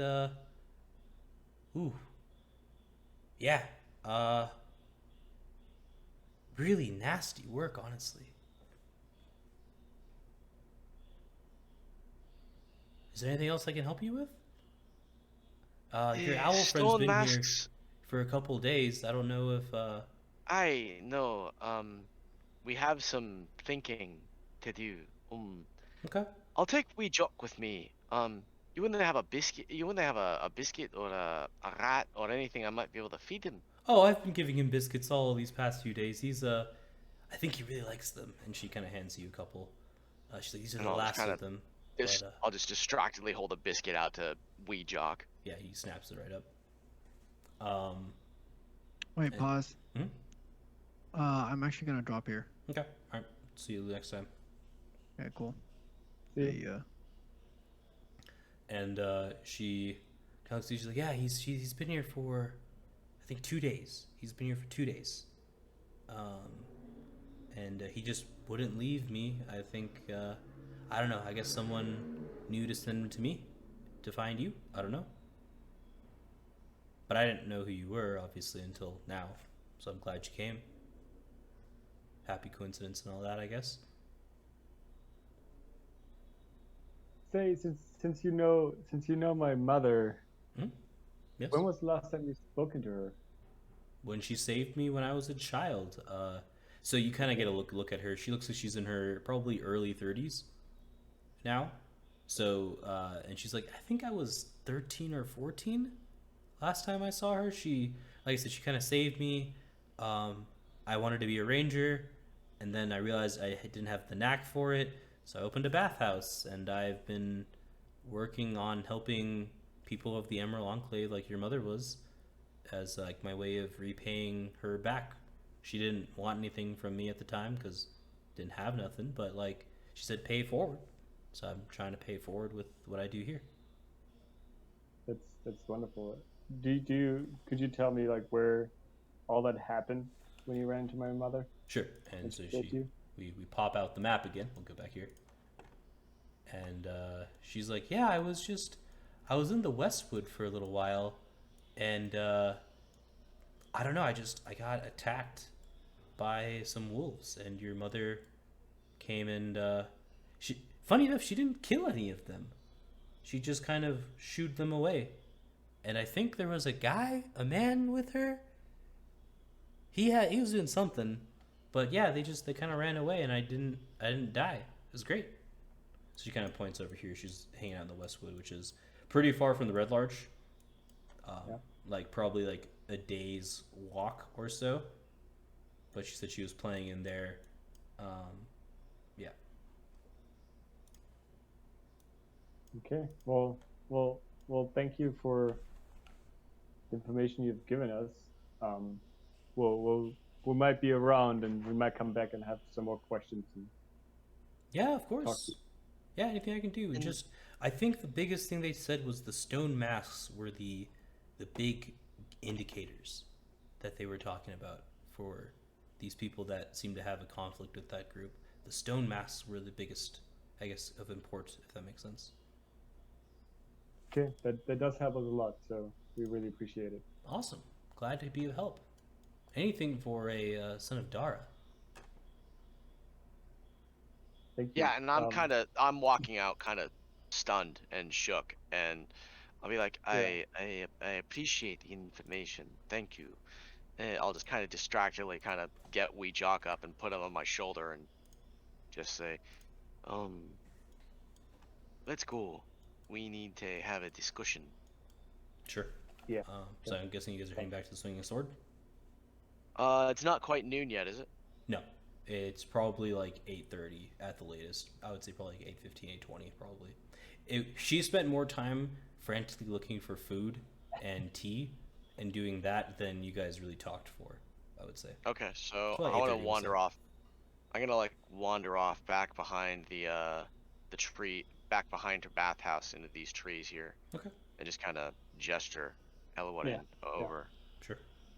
And I'll sit down underneath the biggest tree, and I'll just be like, what do I do? Doesn't sound good at all. We need to do something. I feel like I need to get a hold of my parents. I mean, we can send a wee joke, but I can I think I can stay. I need to go and do this. I cannot leave my family. I've left them long enough as it is. Well, it sounds like I'd go and I'd come back, but I'd appreciate. I don't know if the rest of the team would help. You'd help, wouldn't you? yeah, absolutely. This is part of my extended family in a way. Like I need to help. This is the forest. This is. I'll pull whatever pen and paper, like whatever ink, pen and paper I have out, whatever scrap of paper, and I'll hand it to Elwood, and it's like, here, get the note down, or take the letter. It's like, I'll keep the letter, and we'll just give him I'll pull like an empty page out of the book, and it's like, here, write the note. We'll send Wee Jock now, and I'll just like look at Wee Jock, and I say, look, you're going to listen to this here man. He's my friend. You're going to get the letter to his family. you're gonna get back as fast as you can. I'll give you all the biscuits you want, laddie. Plus maybe a wee bit of this interesting garlic I've got. And you hear Rejock say, "No garlic, cookies good. Hoot hoot." Aye, hoot hoot indeed. Right, have you got the letter? Yeah. Yeah. Right. Elwarin, just go ahead and shoot me that letter that you're sending on Discord after the session or whenever you're free. Yeah. Cool. Yeah. Yeah. So you And tie this. so I'll letter- tie it on. Yeah. Right. And then, You tell him where to go. yeah. I mean, do I know at this point where they are? Hey, let's go to the map. So last you heard, they were hanging out in the high forest around this area.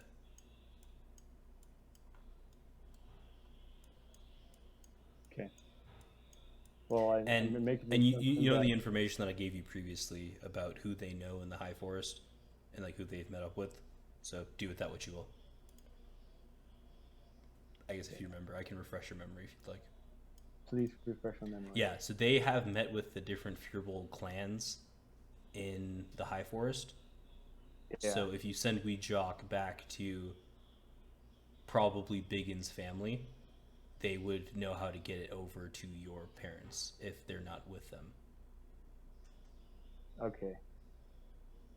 You would know this, I guess. Yeah. My understanding was that I knew, like, You knew of the family, but you didn't necessarily know the people. I just didn't connect the pieces yet, so I would just send him to the family I know, right? Yeah, so which would be Okay. BigYin's family. You Yeah, know who but they are.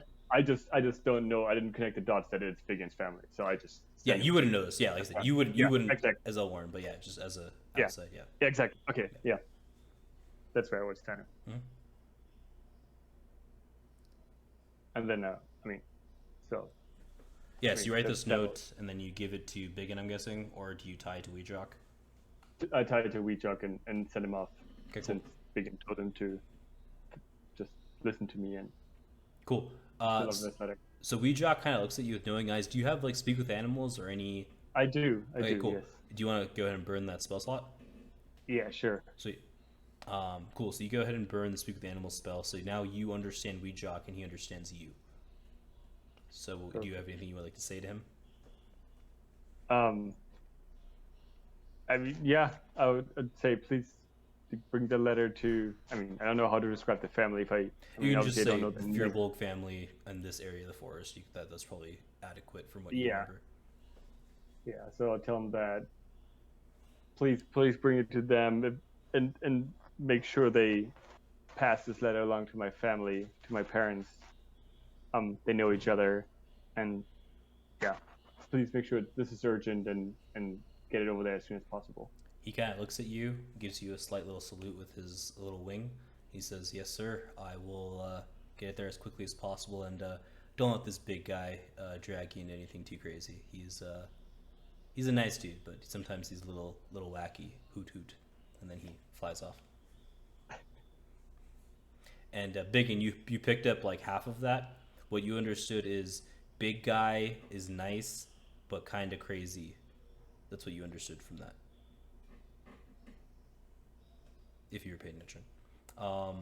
Cool. Are you guys doing anything else up by the tree, or are you guys heading back to swing the sword? I'm just gonna look at BigYin and tell him like we gotta talk to the rest of the group about this. We gotta do something about this. We can't just let it be.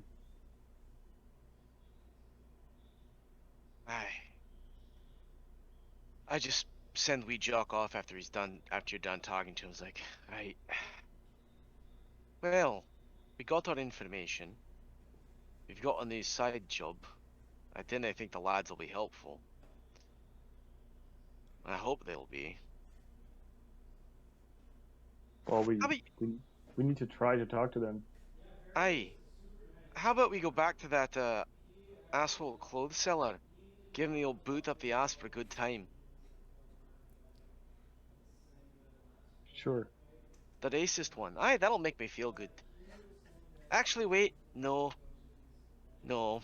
We're supposed to be laying low. Let's not cause problems. let's go back to the pub. We've got some information to relay. And I just kind of wander in with with a sense of resolve. I wander off to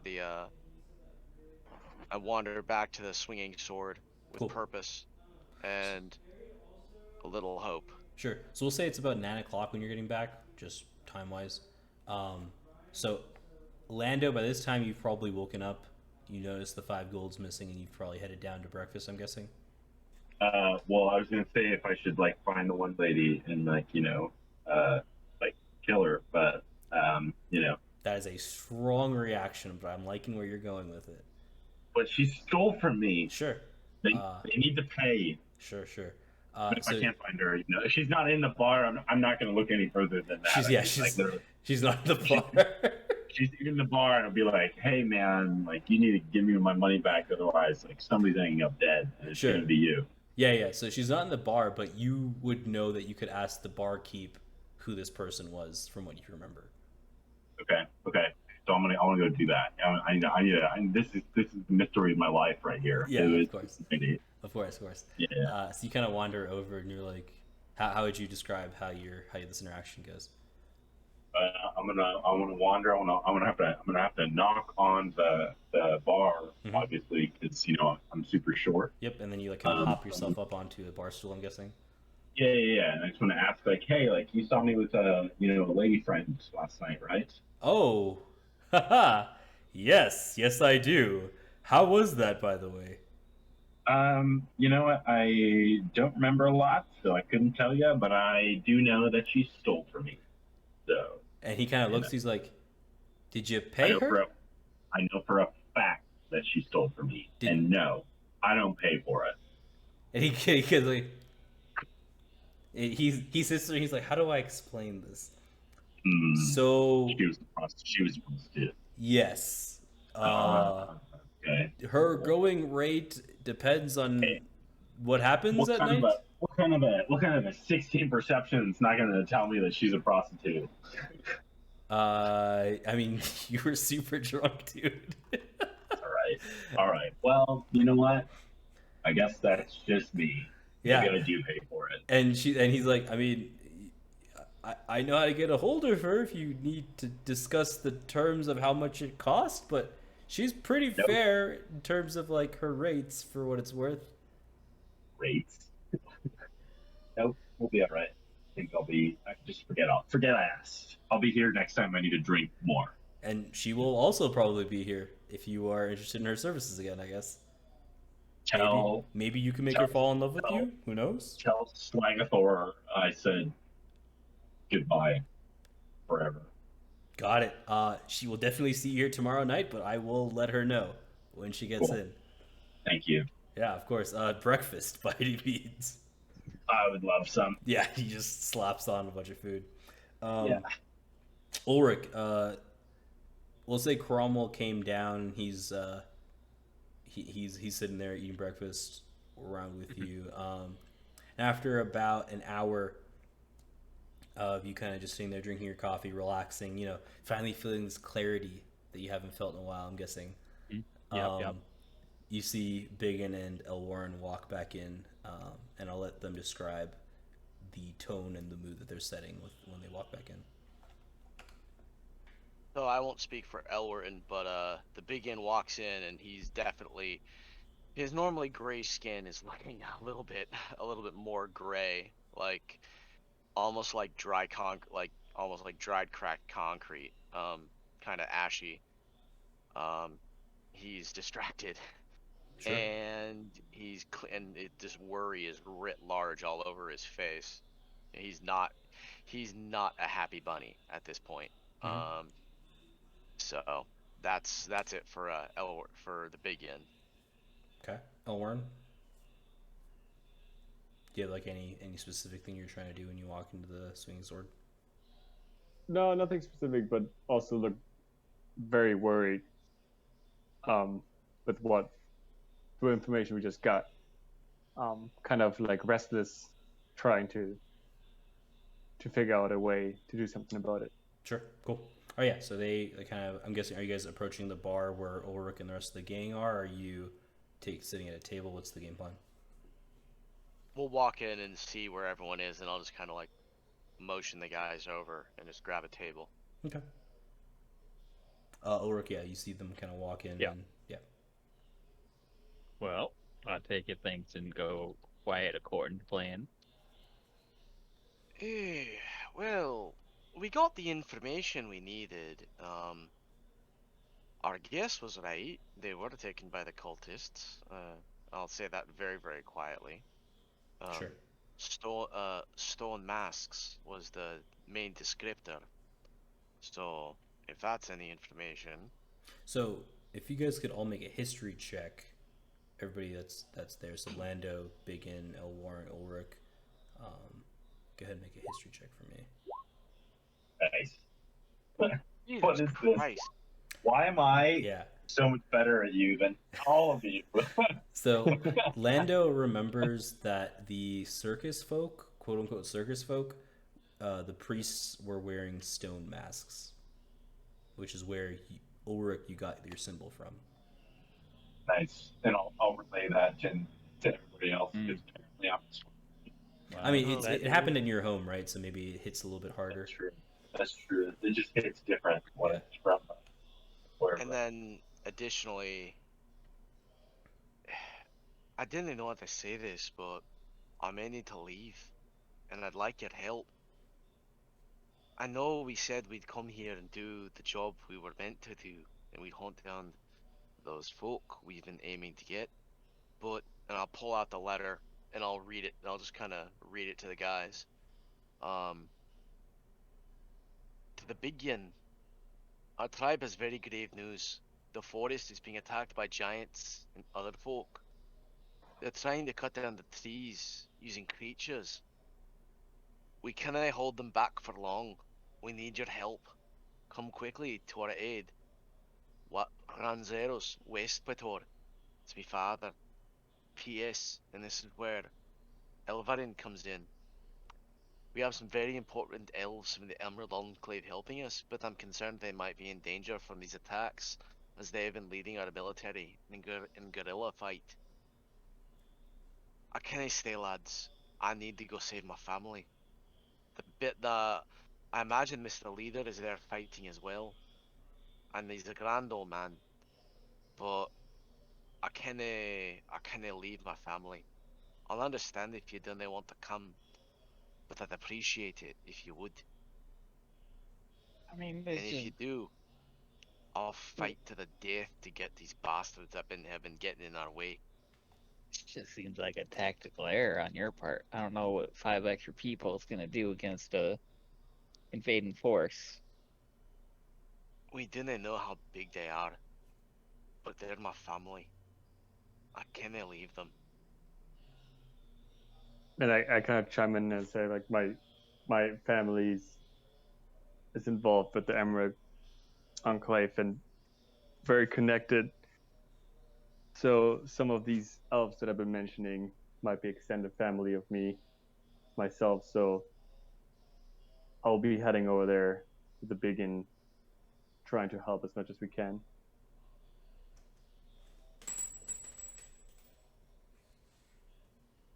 Actually, point of order for the DM real quick before we continue.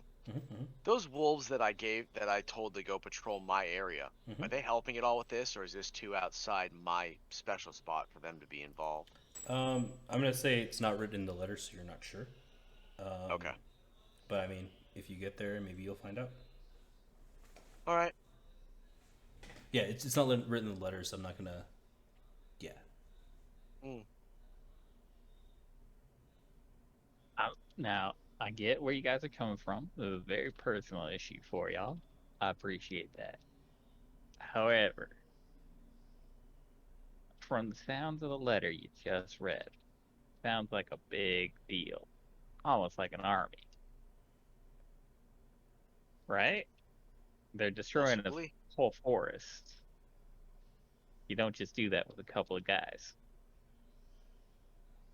We've killed 2, 3 giants now.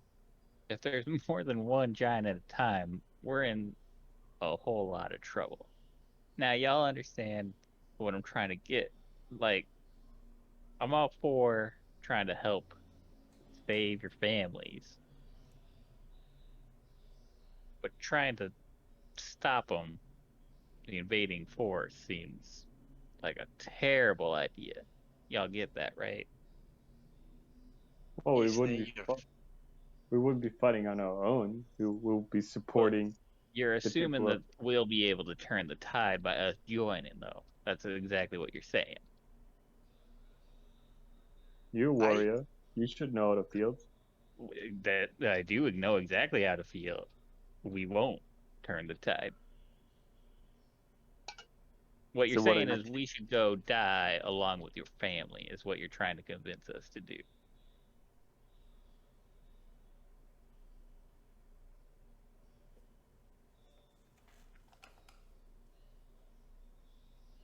Now, what I would recommend is we go there, we recommend heavily a tactical retreat, let them have the forest, and get some more people to take them out.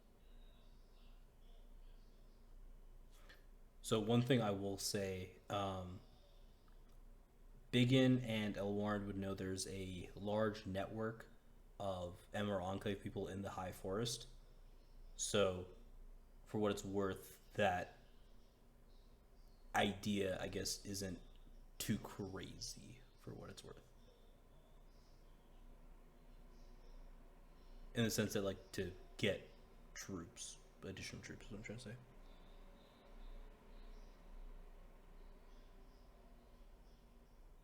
Now, I gotta admit, it's a terrible timing on y'all part.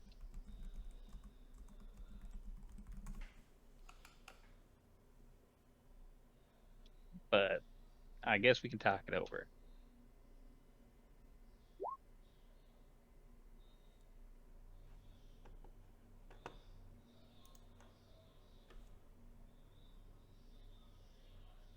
I just pound a fist down on the table. And I say, I knew this is how you'd react. And I just get up and walk out. And as I walk out, I say, I'm going. I'm leaving tonight. I'll take the horse and cart if I have to. I didn't care anymore. This is my family. This is Elwarin's family. We have a mission, I understand. And this may be related, I don't know. But I left them already. Once. I'm a protector of them. You may not have a clan. Or if you do, you may not care anymore. You wee man. But me, that means something. Now you're just throwing aspersions my way. I don't think you understood anything that I just said. I didn't say not to go get. I'm saying we should get At them. this point, I just walk out. My man ain't right. Sure, so yeah, I guess you can. Elwarin is still there for what it's worth. Yeah, like look around, like what the hell is going on? Y'all seeing that? Am I crazy? Lando, back me up here. You know, to be honest, so we have the opportunity to go fight in the forest, or the opportunity to go do what? I mean, we're going to save their family and probably die for it. So we get like their family dead and us dead. Hey, you know what? I'm all about family, so mi familia. We're here in a family sitting around drinking Coronas in South Central Los Angeles. I'm also wearing a white beater.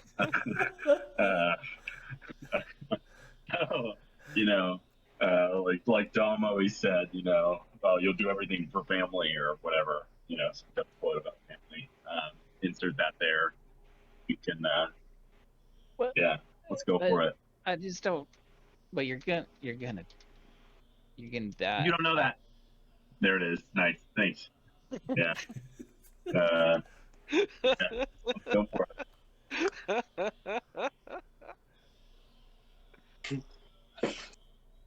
Oh boy, y'all are making me Give me a few hours at least. You're leaving tonight? God damn. So Y'all are- why don't we can spend another night in the bar because Oh, I know I'll please. enjoy that, and then we can leave in the morning. I'm You know. BigYin saying he's leaving tonight. Okay, well, Right? This seems a little like Just I- really quick to just my audio was cutting out for a bit, so Sure. I'm not sure what we just talked about. But for the letters that I send out, how quickly would WeChuck be able to deliver that letter? Let me check the map real quick. Probably get there in about a day and a half if he just kept flying. So you'd probably estimate 2 days.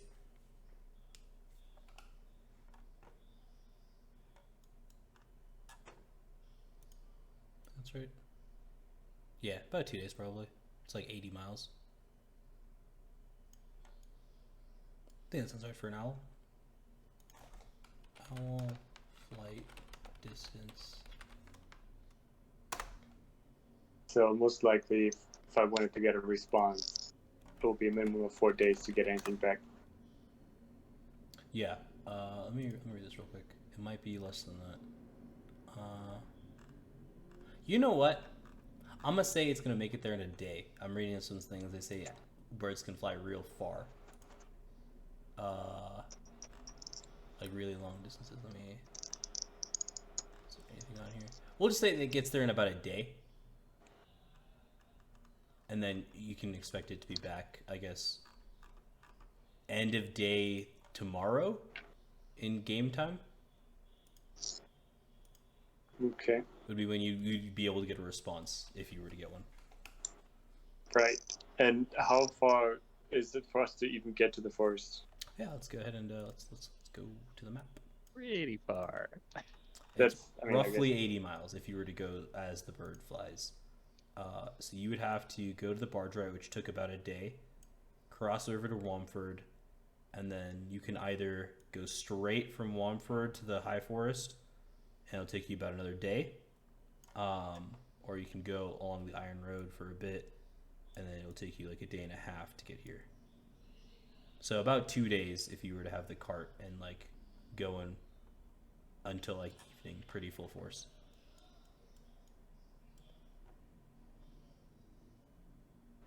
And that gets Okay. you to, I guess, in reference to the map, that would get you to like this part right here of the high forest, like this area over here. Can you show that again? I didn't see anything. Yeah, it'd get you the south side. So then you guys would have to spend, I don't know, maybe another day or two. Am I the only one who doesn't see any marks on the map, or Here, I'll draw it. Zoom out. Try zooming out. Here, I'll draw it. You probably get to like right around there. And you guys are. I literally am not seeing anything. It's so weird. Did I move you guys? I did. Yeah, I'm seeing it. Try I to can refresh see your it. screen, Elwarin. Sure, I'll give it a try. Oh, that's slow. That's probably why. Oh, my connection has been interrupted. Oh, sick. You guys are getting the Nice. same thing as me now. Nice.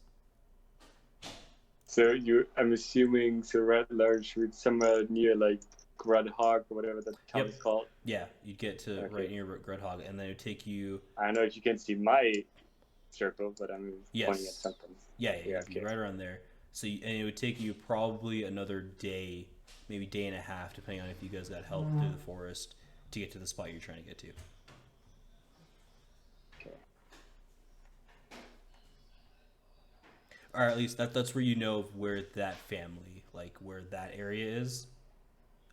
You don't know exactly, I guess, where the conflict is happening necessarily. Yeah, the letter didn't say. It just said the forest, right? Mm-hmm. Yep. Well, luckily the high forest is pretty small. And so I will. There is a person in town that you would know that can send like messages via like telepathy that you could find in town to send a message over to either your parents or BigYin's parents or whoever else you know in the High Forest to try to get a better idea of the situation there. Or you can even, hey, Lando could reach out to Mr. Leader and try to find that information out if Mr. Leader's there. So you guys would know, like in a town like this, they would have someone. Huh? Is he missing?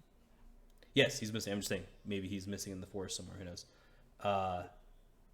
All I'm saying is like you would be able to find someone here. Point. Yeah.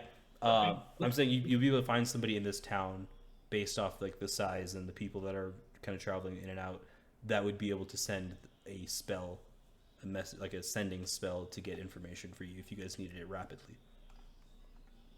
All right, so in character, let's say we had some couple of minutes to think about it. Yep. And looking at the bigger picture, we are right now looking for cultists that have been terrorizing this area. Yep. That have been using giants to terrorize this area. And we just heard that we don't know who, but someone using giants and other creatures is terrorizing the forest. So, as my character, I would make the connection saying, like, this could all be connected. And while we could, and we probably should, and I feel like the urge to go there and fight it, going back to what we talked before, it might be worth considering fighting these cultists from the inside out. Sure. Directing their forces per se, like kind of like Sauron's eye, to redirecting that. Yeah, while they're focused on the fight at the forest, they might be distracted enough. We know that they've been like kind of gathering an army in those hills. I don't know if that's the army that's at the forest now. We don't know, but we know they had giants, and we heard big groups of giants. Like we sensed that in that area. So I mean, this is kind of like me speaking out loud in front of the group at the table. And to be clear, Ulrich isn't saying to not help your family. Yeah. He's just saying maybe let's not fight the invasion. Yeah, he's saying like let's maybe do a tactical withdrawal if needed, depending on what's happening there. Like, help your family get out of there. Yeah. So one thing I would say is, you also know that I guess it's been a day and a half, or almost it's been 2 full days since you left the Riverguard Keep, that they were saying to wait a full week, which is 10 days in this world, before heading over to the Earth Cult's place, because they were having a festival, a gathering of sorts. That he just told you guys that, hey, there's gonna be a lot of people there, so just be careful if you're trying to like do something crazy. Just you have that information as well. So it's been 2 days. Yeah, so it's been 2 days since he gave you that information, so you have roughly 8 days before that quote-unquote festival is done. And where was that festival happening? In those hills. Let's go back to the map. I love the way of maps. It's great. It's happening at the Sacred Stone Monastery, which was like just north of the Riverguard Keep. And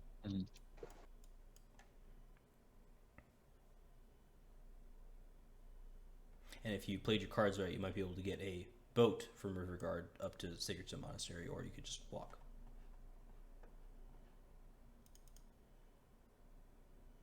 Can you see things now again, Elwarin? No. All right, well, I apologize. We'll figure something out. I don't. This site can't be reached. That means your internet's going out, buddy, or Roll20's losing its mind, which is probably one of the other. My internet seems fine, but then again, my audio completely cut off, so it might be my computer. That happened to me too earlier. Going in and out like all day. Yeah, it's all good. So with that, I guess I was thinking maybe we could talk for a few more minutes and then we can wrap up the session if that works for you guys, or we can wrap it up here. I wanted to give you guys some time in game to maybe discuss a bit more upon these new revelations that you guys have been getting. I think this would be a good cliffhanger, but I'm happy to continue discussing future events, sort of out of character. So Yeah, I've been because- quiet this entire time because I left the room. Mhm. I left in an angry huff. Yeah. So That's fine. I'm asking, I guess, yeah, just you guys as a whole. Yeah, maybe we can just do a little table talk. Cool. Yeah. Like call it a session, and then we can just kind of talk strategy a bit. Cool. Yeah. So we'll say that's where the characters stop, but we'll have some table talk occur additionally, and then Yeah. we'll end the session formally, I guess. Sounds good. So yeah, so that's the information you guys have regarding the current predicament, and that the stone masks, at least Lando believes, are affiliated with the Earth cult. And- Yeah. To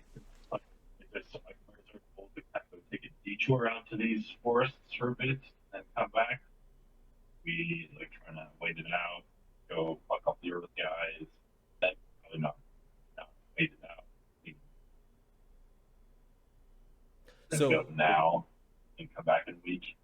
yeah, so what I understood from you as you went robotic, you were asking, are we going to go to the forest to take like a few day detour to then come back and then wreck the Earth cult? Is that what you were saying, pretty much? Cool.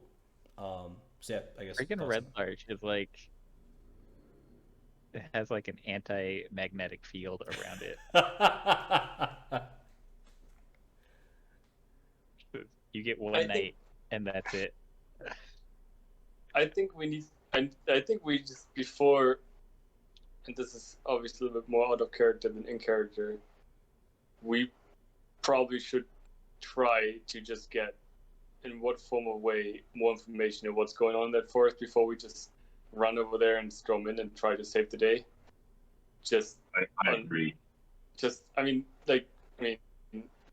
Yeah. the DM mentioned it. There might be other ways to communicate with people over there, and that Yeah. might be something we just need. That someone tells us, like, "There's nothing for you guys to do here.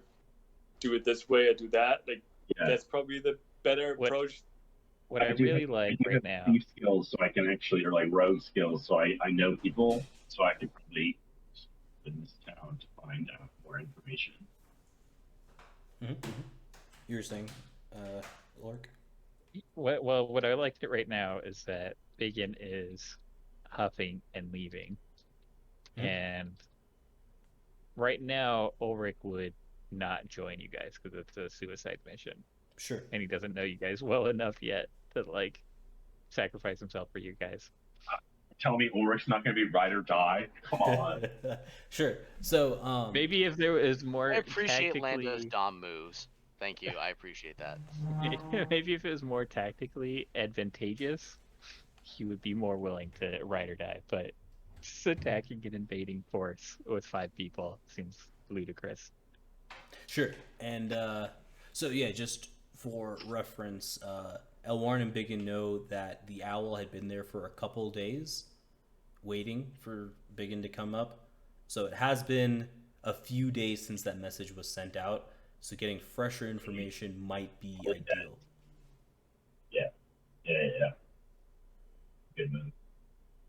I'm looking forward to whoever is going to mediate between Ulrich and BigYin. I think it's going to be Elwarin, but we'll find out. We'll find Yeah, out. I feel like I need to have a word with BigYin about it. It's Sure, gonna yeah. be probably Cool. the Sweet. next step here. Yeah, well, that was a great session aside from all the internet and audio difficulties that I was having with a few other people. But thank you And guys for me, showing up. Yeah, thank you guys Yeah. for showing up. And that was a good session 27. Thanks for showing up.